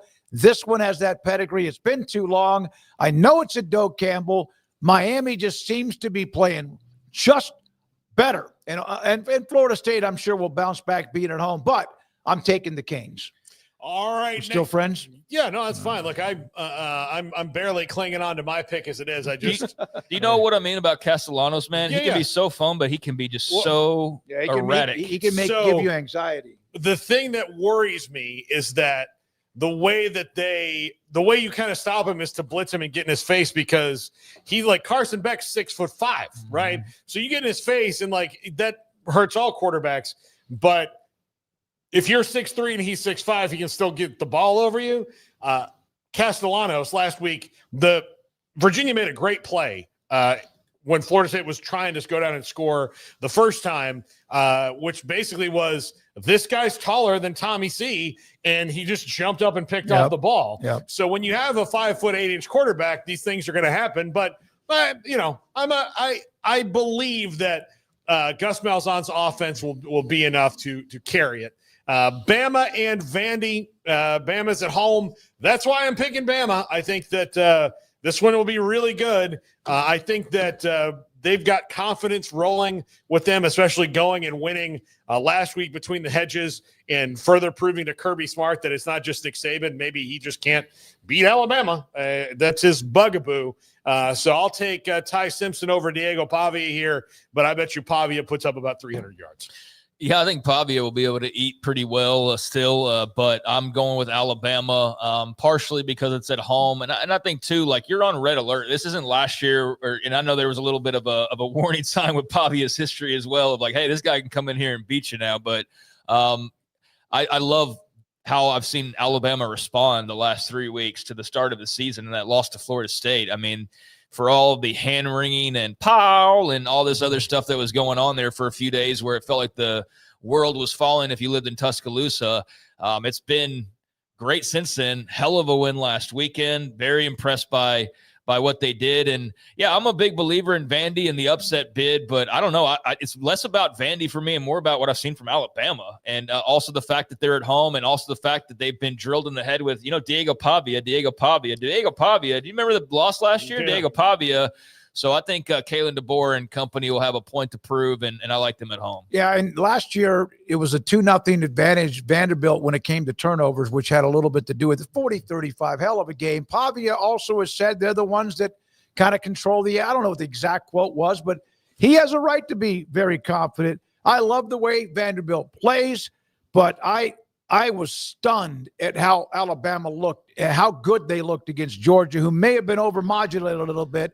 I'll take Alabama to win this one at home. Plus, just like you said, Craig, I love the way I saw them play against Georgia. Yeah, it's less about – they're not flawless, but they're It's like the Mojo ranking. Sometimes not about what you did. It's what somebody else did. And so this, to me, is about Bama. I also think getting Jam Miller back proved fruitful immediately. No, Vandy's very good against the run, but I think this is kind of a different animal they're facing in Alabama as well. So, I like the tide here. Yeah, so far only one difference, my homer pick. That's everything else has been the same. This game is my personal nightmare. I will watch it, but I have no feelings of warmth for either two of these teams at all. Like there's nothing. It'd be like if you invited me to a fight between Russia and China right now. I'd be like, I really know what I'm pulling for here. Just hope we all don't get hurt in the process. Can both teams lose? Yeah. So look, Florida is, whatever the contract language that saves them $4 million in Billy Napier's buyout this year, that's when he's going to get fired. Both these defenses are really good. I don't expect to see a lot of points scored. DJ Lagway is not completely healthy and has not been practicing, which is not good when you go up against this Texas defense and your offense isn't good already. So whatever his status is, we'll find out, later in the week when they release the injury report. But I think it might be better for Florida to maybe sit him out for a little bit and get him healthy so he can. You want him to sit out so he has a red shirt, or no? I think he can transfer. If he plays this week, that's over. It's totally not because I'm an FSU fan. No, because I want the kid's best interest. No, I know what you mean, but yeah. But I mean, for them, I think that's I'm trying to be as neutral as I can here. But for them, if they want him at all this year to be consistent, they need to sit him down. We'll see if Arch Manning truly has his mojo back, but I'm going with Texas in this one. Yeah, I mean, I'm not really worried about what DJ Lagway ends up doing. He's a grown man. He can make the best decision for him. And maybe he just loves Florida. It's not about Napier, and he's just going to stick it out there. But, yeah, I mean, those are the types of decisions we're seeing being made. We talked about two of them earlier today with Nicco Marchiol and Oklahoma State feeling the effects of Mike Gundy leaving. I have not looked at any predictions this week. You just get him passing kind of a little flare thing here or there. I do get the sense that this is a big upset bid game, though, for some people, or the feeling like this could possibly be a big upset. I don't see it. I just don't know how Florida's scoring points here. Yeah. I'm not a believer in their offense, especially against an incredible Texas defense. I'm not the biggest believer in that Arch Manning has his mojo back and all that, but I would much rather have that performance and him peacocking against Sam Houston than what we saw in the weeks prior to that. So he's coming in hot off that. They've had a bye week to get extra prepared for this. Again, defense is incredible. Tons of weapons around Arch. I see why people can feel like them rolling into the swamp's going to be this big difficulty. And look, they could get to Arch. Maybe he's not the peacock that we saw against the Bearcats. Maybe he is more of what we saw prior to that. But there's a lot more I like about Texas. And in a lot of these kinds, like we were talking about Houston, Texas Tech in the break. It's how's Houston going to score enough points? That's how I feel about this game. I don't see Florida scoring enough points or limiting Texas enough, even though it is presumed to be low scoring based on what I have come across there. So, yeah, I'm taking Texas. All right. Florida, with Lagway didn't play last year. Warner did. It was a blowout, beat the hell out of him. It was 35-0 at halftime. Again, that's last year. Texas's defense, you hear a lot about what they haven't really produced on offense because of Arch and all that. The running game has been sporadic, but their defense is still really good. And I think they just eventually swarm the swamp. And I do think that they'll win. And whether or not it's because Texas unleashes the offense, if they finally got it together by just playing, I don't know. But I have the Horns, and I think they roll against the Gators. Finally, last one with clean sweep on the Horns there. Last thing. Here's our picks. And God, I sucked last week. I forgot about Smoky Cincinnati pick. So we've got a couple of differences across the way, but we'll see. Well, that's good. We need Craig to be wrong a couple more times. Let's see. I can only pick up a game where I could fall another game back. Yeah. We got one difference between you and I, and then what? One for difference Paul. Between Paul and I. So two differences between you two. There's a little bit of ground that can be gained, but when you're dealing with such a small sample size, hard to have too many inconsistencies there. Paul, let's do this. You let Cincinnati win. I know you'd lose that way, and I'll let Florida State win, and then we don't gain any ground on each other, but we may gain a game on. Okay, Paul. All right. If Cincinnati has to win by 700 for Florida State to beat Miami, I'll take that every time. Yep. All right. That's my trauma. There we go. Every Wednesday, we look back at what we didn't do well or did on our picks, and also 5 games coming up the next week. Don't forget about that officepoolstop.com where you can make picks and win a $100 Visa gift card. Thanks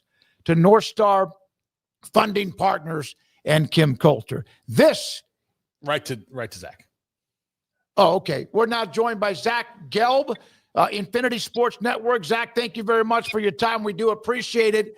What from the college weekend stood out the most from you? Was it Bama, Georgia?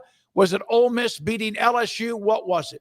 Oregon, it was Oregon, Penn State, obviously. Yeah. Yeah, it was lovely. Another Penn State special where 110,000 fans, right? You finally got the nighttime whiteout, and then you're down 17-3, and then in the fourth quarter, they're coming on back, and it's finally a moment for James Franklin and Drew Aller.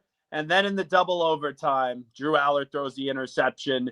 Dan Lanning, I'll tell you, if he wins a national championship this year, he will be the face of college football, and he would be the perfect guy to be the face of college football as a head coach with a personality. I once called him a football psycho on the sideline, and I mean that in a positive way. But the last thing for the Ducks to do now, 2 years ago, they were losing to Kalen DeBoer and Washington, but they had a good run.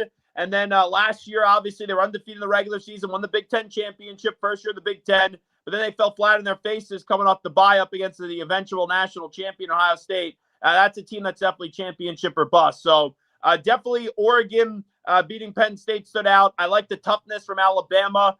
Good fourth down stop late in that fourth quarter up against Kirby Smart and Georgia when they were hurrying up trying to get for it. When Georgia could have kicked the field goal to tie the game.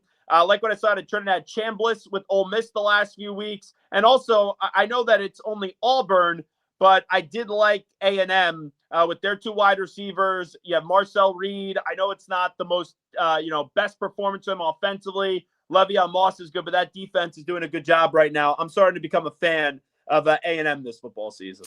Are we at the point with Hugh Freeze where Auburn has to start asking themselves, was this really the thing that we should have done? Because their offense, especially as they've gotten into the SEC against Oklahoma and against A&M, couldn't pee a drop.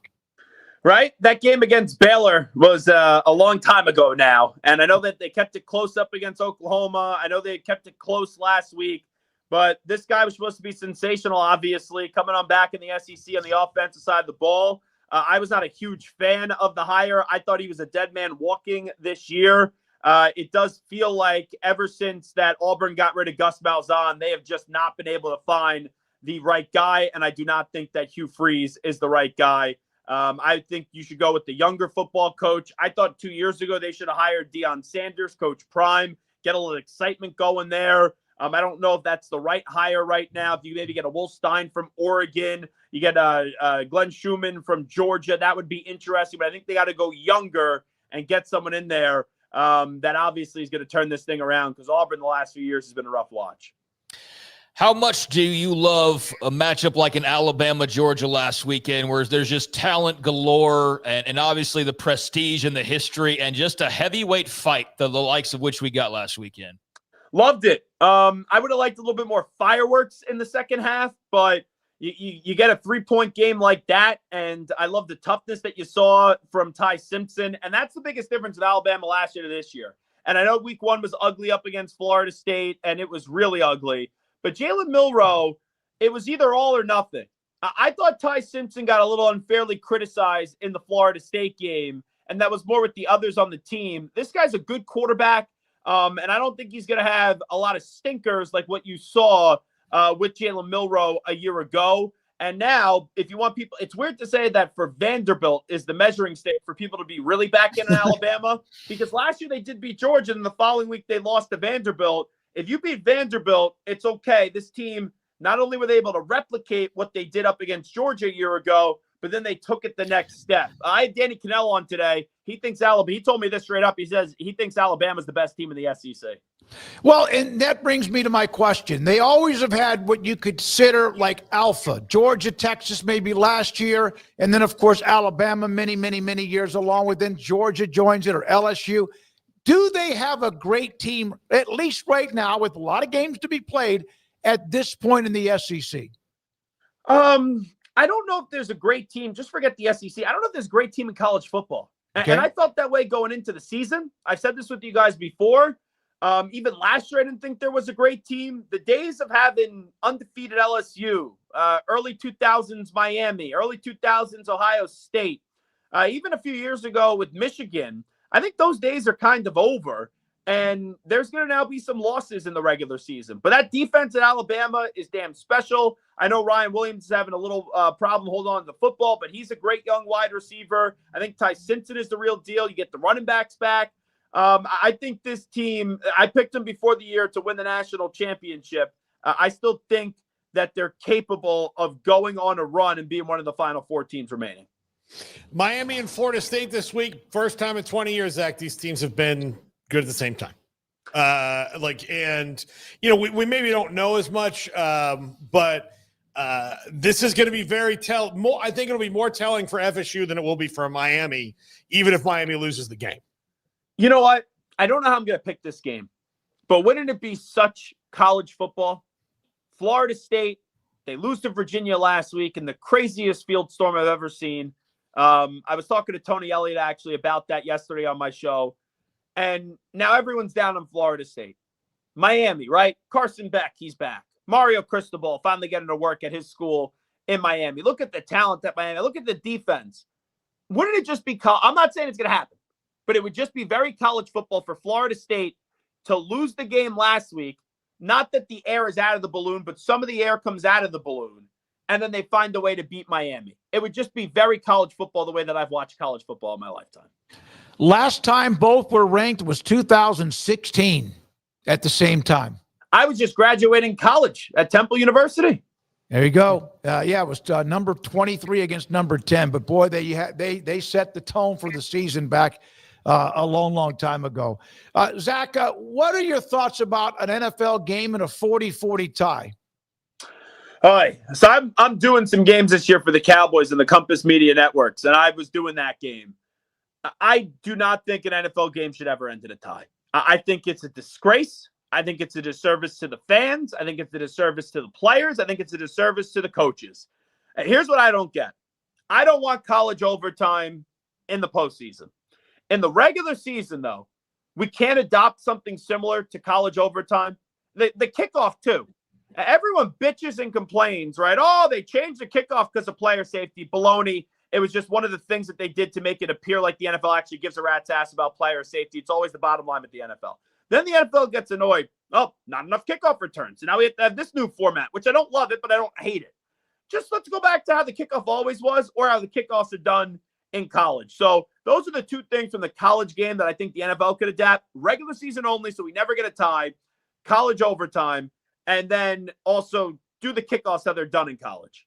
I just was stunned, and I knew about the new overtime, but if you have the opening possession and take 7-8 minutes off the clock, which is almost what happened, field goal or not, I mean, you get the ball back and you want the ball second because you want to know what you need to do, but maybe you know not what? anymore. I disagree, though. All right. In the Super Bowl, I would want the ball second, right? In the playoffs, I want the ball second because the clock doesn't matter. That's right. Okay. In this version of overtime, and I said it to the producers while it was happening. I said, oh, that's interesting. They took the ball second.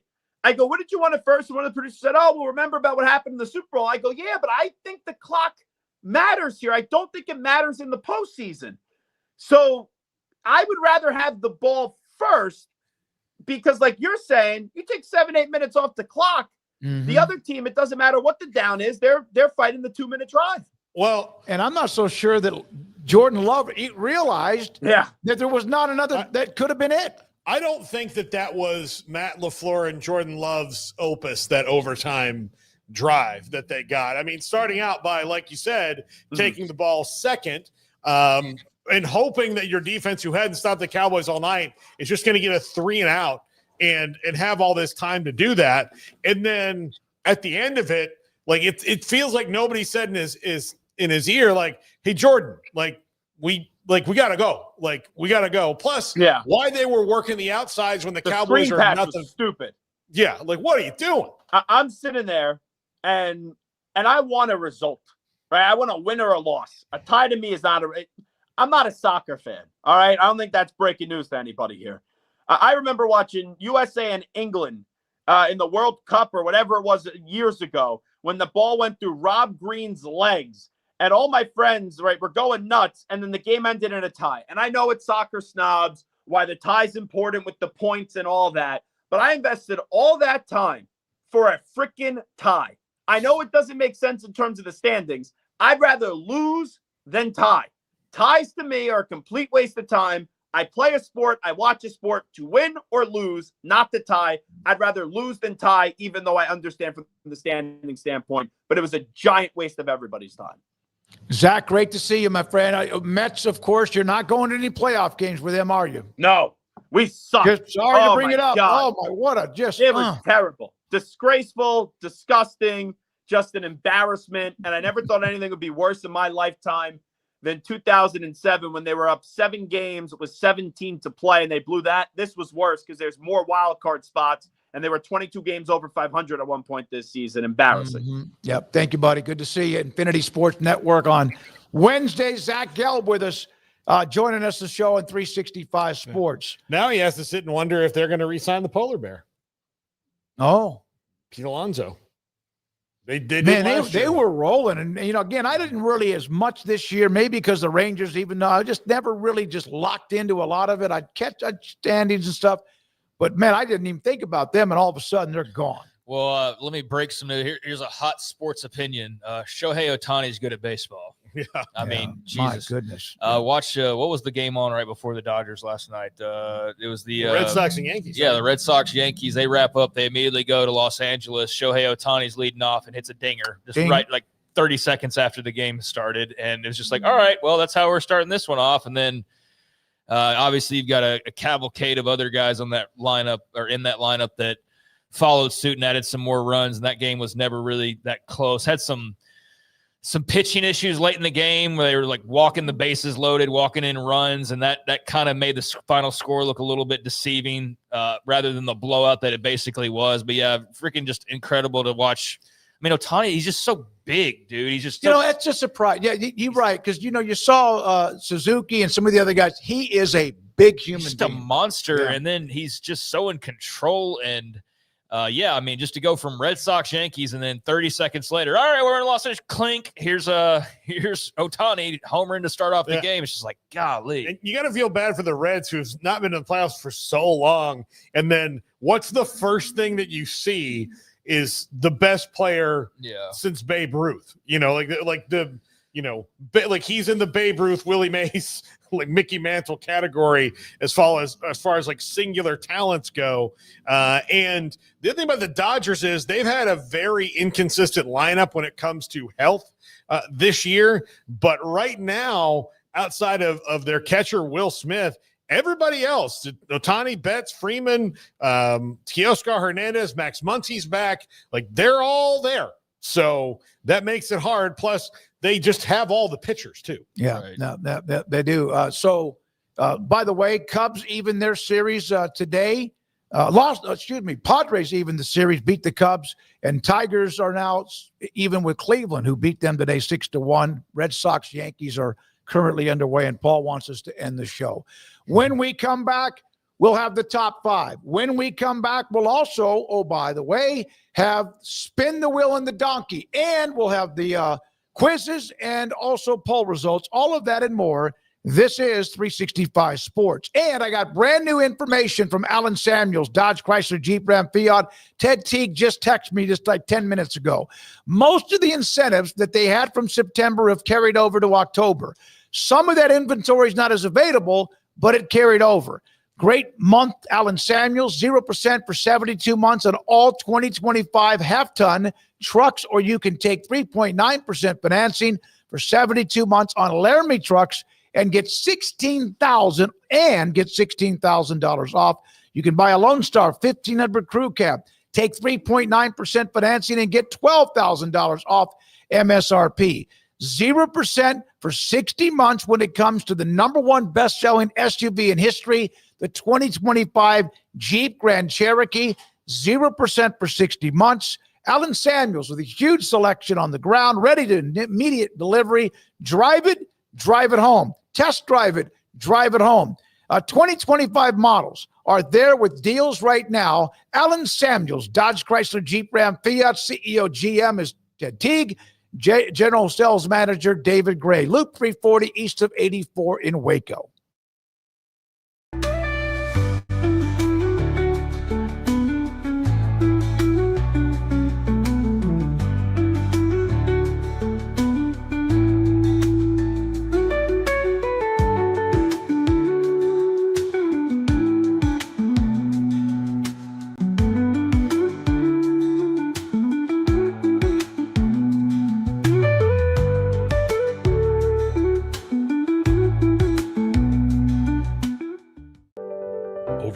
by your inbox? Clean Email is here to help. Organize, clean, and manage your emails with powerful automation tools.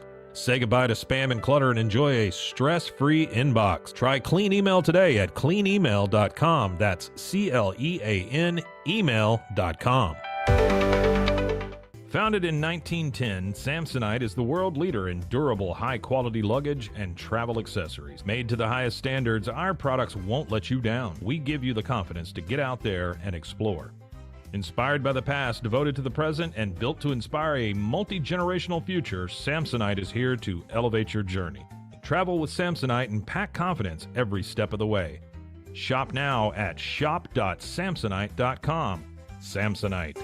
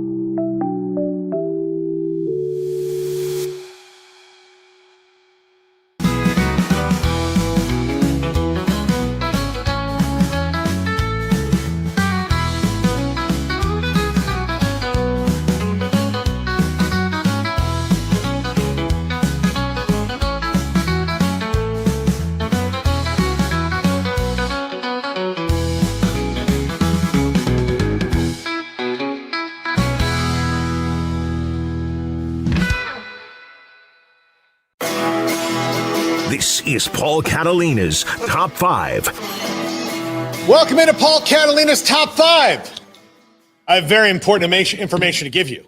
Use our promo code 365sports at flagandanthem.com. This is a Flag and Anthem shirt. Anyhow, let's talk about coaches on the hot seat and doing a little hot seat check-in. And I'm sorry if you hear drilling and hammering. Studio expansion underway. Can't wait for us to be in it, but it does take some sawing and hammering during business hours for some reason. Contractors are so needy. Yeah, see? You see? You see? Yeah. All right, let's go to our hot seat check-in. Number 5, Dabo Swinney. We need couple therapy at Clemson between Dabo and the Clemson people. They're fighting a lot. It started with Tyler from Spartanburg, then random people in the media. Now he's in the I'm sorry, baby phase because he's realized they aren't that good and that's his fault. So, look, is this irreparable for Dabo Swinney? No, it's not. But they do need couples therapy, or he's going to be the much more successful version of Mike Gundy soon, because everybody's tune wears out after a while. Number 4, Hugh Freeze. Who are we kidding? This isn't going to work out. He's brought in to do offense. Their offense isn't very good. It's not very diverse.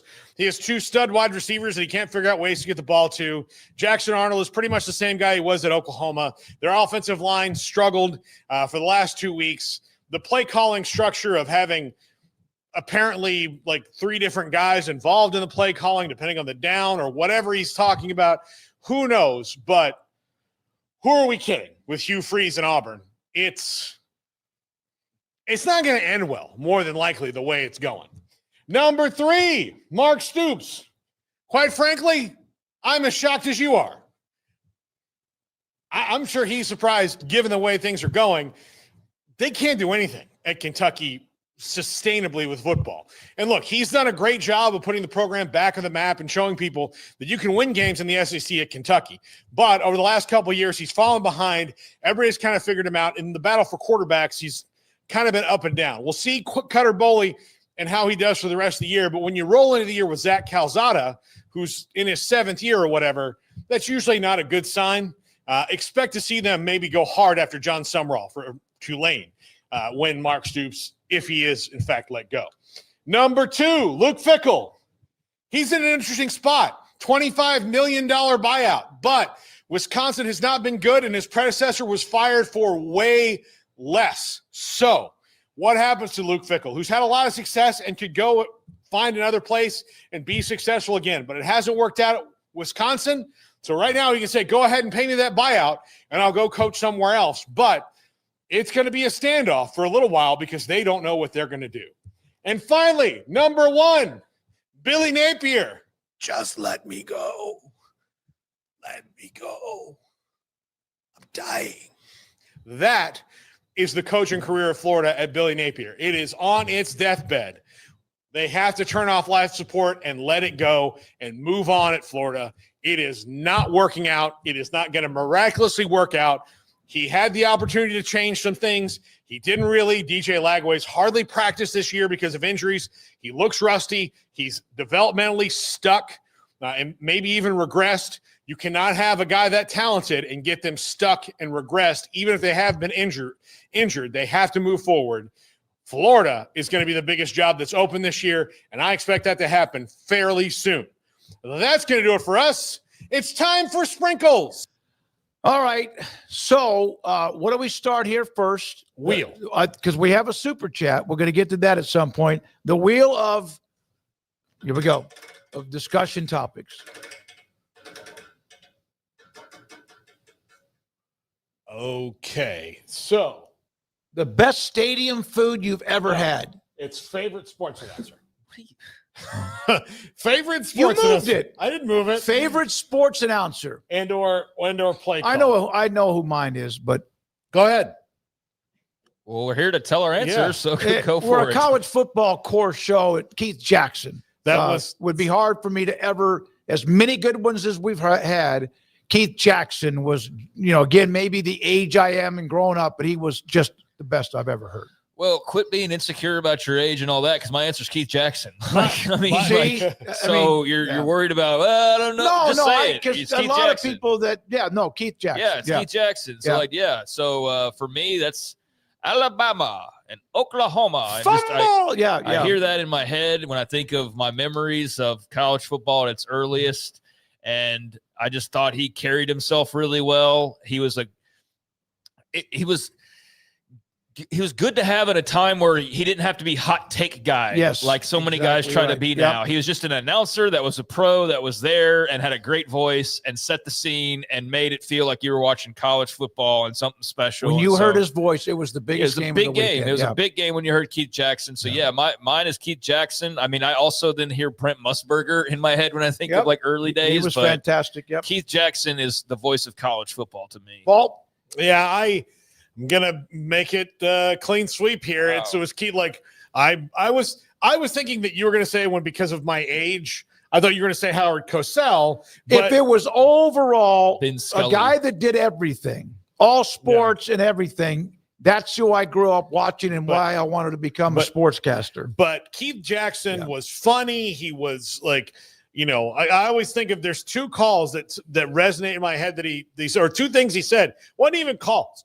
One time I was watching, it was Florida and Tennessee, and Danny Werfel was playing. I was 16 years old. My dad and I were watching, and he goes, Danny Werfel, he's the kind of guy who walks into your house and leaves with your favorite hat.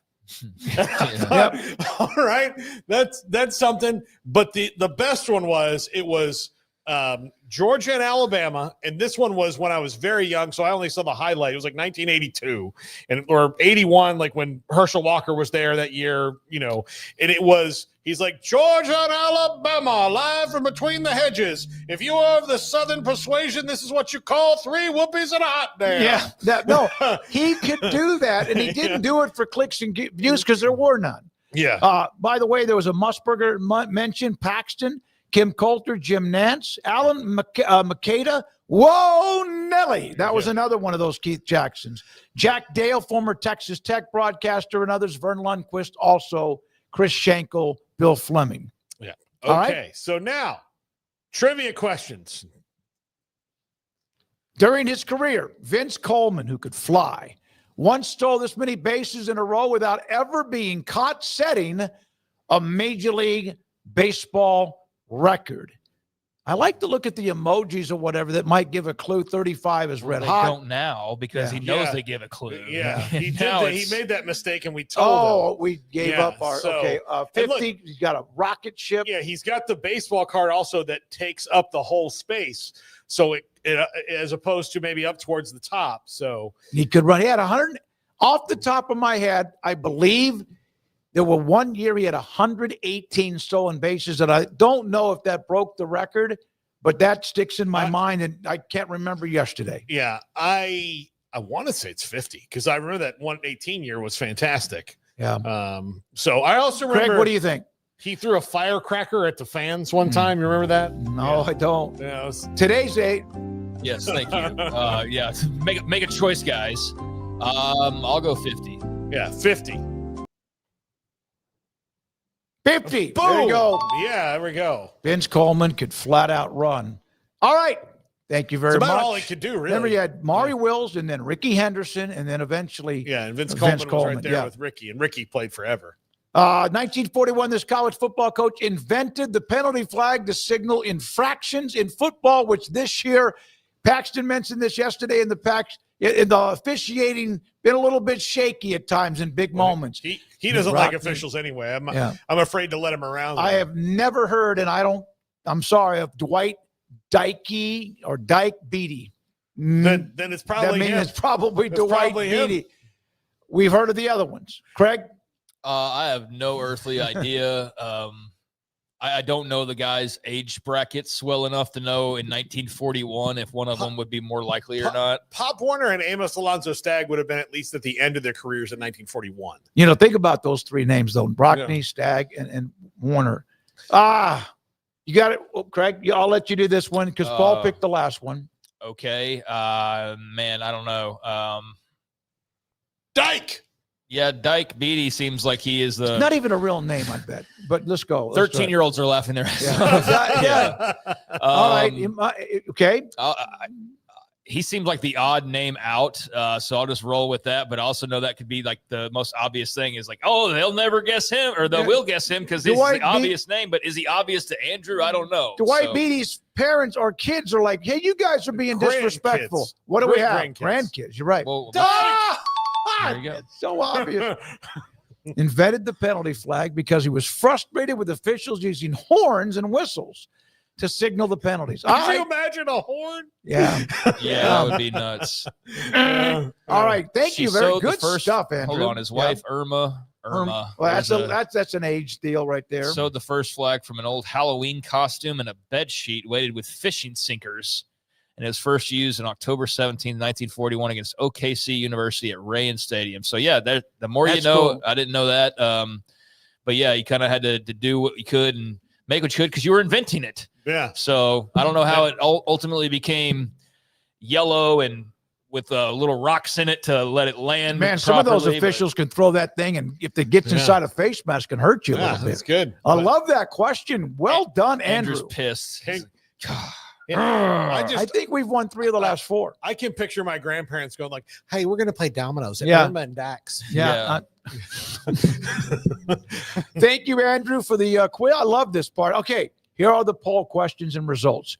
Do you think CSC's Annan tip line... Anonymous. Oh, I thought that was that part of a political thing. Line will stop NIL violations. No. And I didn't say the NIL, by the way, Paul. You didn't. You messed something else up. Won't change much. And then everything else is kind of just all right there. Well, here's the stupid thing about it. You've told everybody this is what you're going to do. So how many frat guys at X school that's rival of another one will be like, hey, I saw, okay, and say you're at Alabama this week and Diego Pavia tears them up. Like, how many Delta Tau Chis at Alabama are going to be like, bro, I saw Diego Pavia taking a big bag of money and cocaine. Like they're just going to be overwhelmed with stuff. There was a great SNL sketch with Robert De Niro where it showed like they did the tip line after 9/11 and all the names like were called in by college sophomores. And it was like, they're all fake names. This is the same thing that's going to happen with this. They will find a way to get around it, even if you do turn them in, and they are guilty as hell. Next one. Should Shedeur be the Browns starting quarterback? If you didn't see the news, Dylan Gabriel's starting. Flacco's the backup. Shedeur's not even in the conversation. 54% say yes. You know what I want to do? I'd like to see him play maybe 2 to 3 games, see what it's like, and then understand why he's not playing, or perhaps they've made a mistake in the first place. Yeah, I wouldn't mind to see him get a crack at it. I think he's a talented player. I don't understand and never have the certain fandoms and fascinations with guys. And I guess it's because he's Deion's kid and because he was a really good player in his own right. But I just don't get why there's so much interest in him. I really don't, other than the last name. But there is, and so everybody's talking about it. Even when he was third on the depth chart, he was getting more headlines than the guys in front of him. But yeah, I'd like to see him just so we can see what's what and not have this, well, if he was in there, he'd be doing this or that. Yeah, let's give him a crack and see if he's the best for the job. And if he is, then great. And if not, then you'll have proof for at least the this moment right here. Nearly 200 votes. Shedeur, should he play or not start? Yes, 54%. No, say 46%. Thank you very much. Andrew puts up a poll very quickly. You got to be careful. You got to grab it. And then there's also one as the show progresses. Super chat today, Kim Coulter. How many times do I have to keep saying underestimate K-State? And he's done this at your own peril. Yeah, all they have to do is I mean, they lost all those first games by a field goal or a touchdown. I mean, so they're not far off. They were just so disjointed. It looked like the wheels were completely off. And, if they've figured it out, then they're dangerous.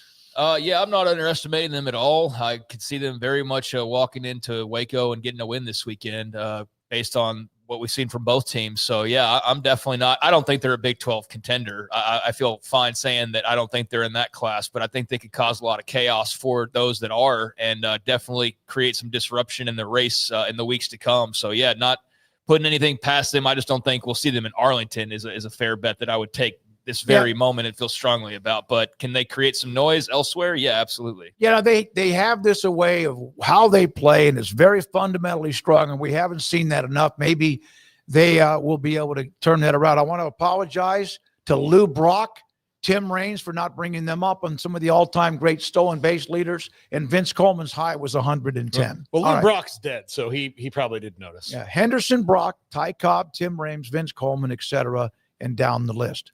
All right, wonderful youngins. Even you, Garrett, still a part of that core. Brandon Rowe, thank you. He's about to go on a vacation because he's about to get married. We have him for one more day. And then Garrett, we'll see you tomorrow too. Thank you, sir. And Andrew Valade, see you tomorrow. And thank you for what you've done for us today, our sponsors. You, the viewers on Twitter and or YouTube. Craig, thank you very much. Paul, thank you very much. Okay. How come you always get to spin the wheel? Do you want to spin the wheel tomorrow? No, I'm good with it. I'm David Smoak. We appreciate you. Back tomorrow. Have a great Wednesday night. This is 365 Sports.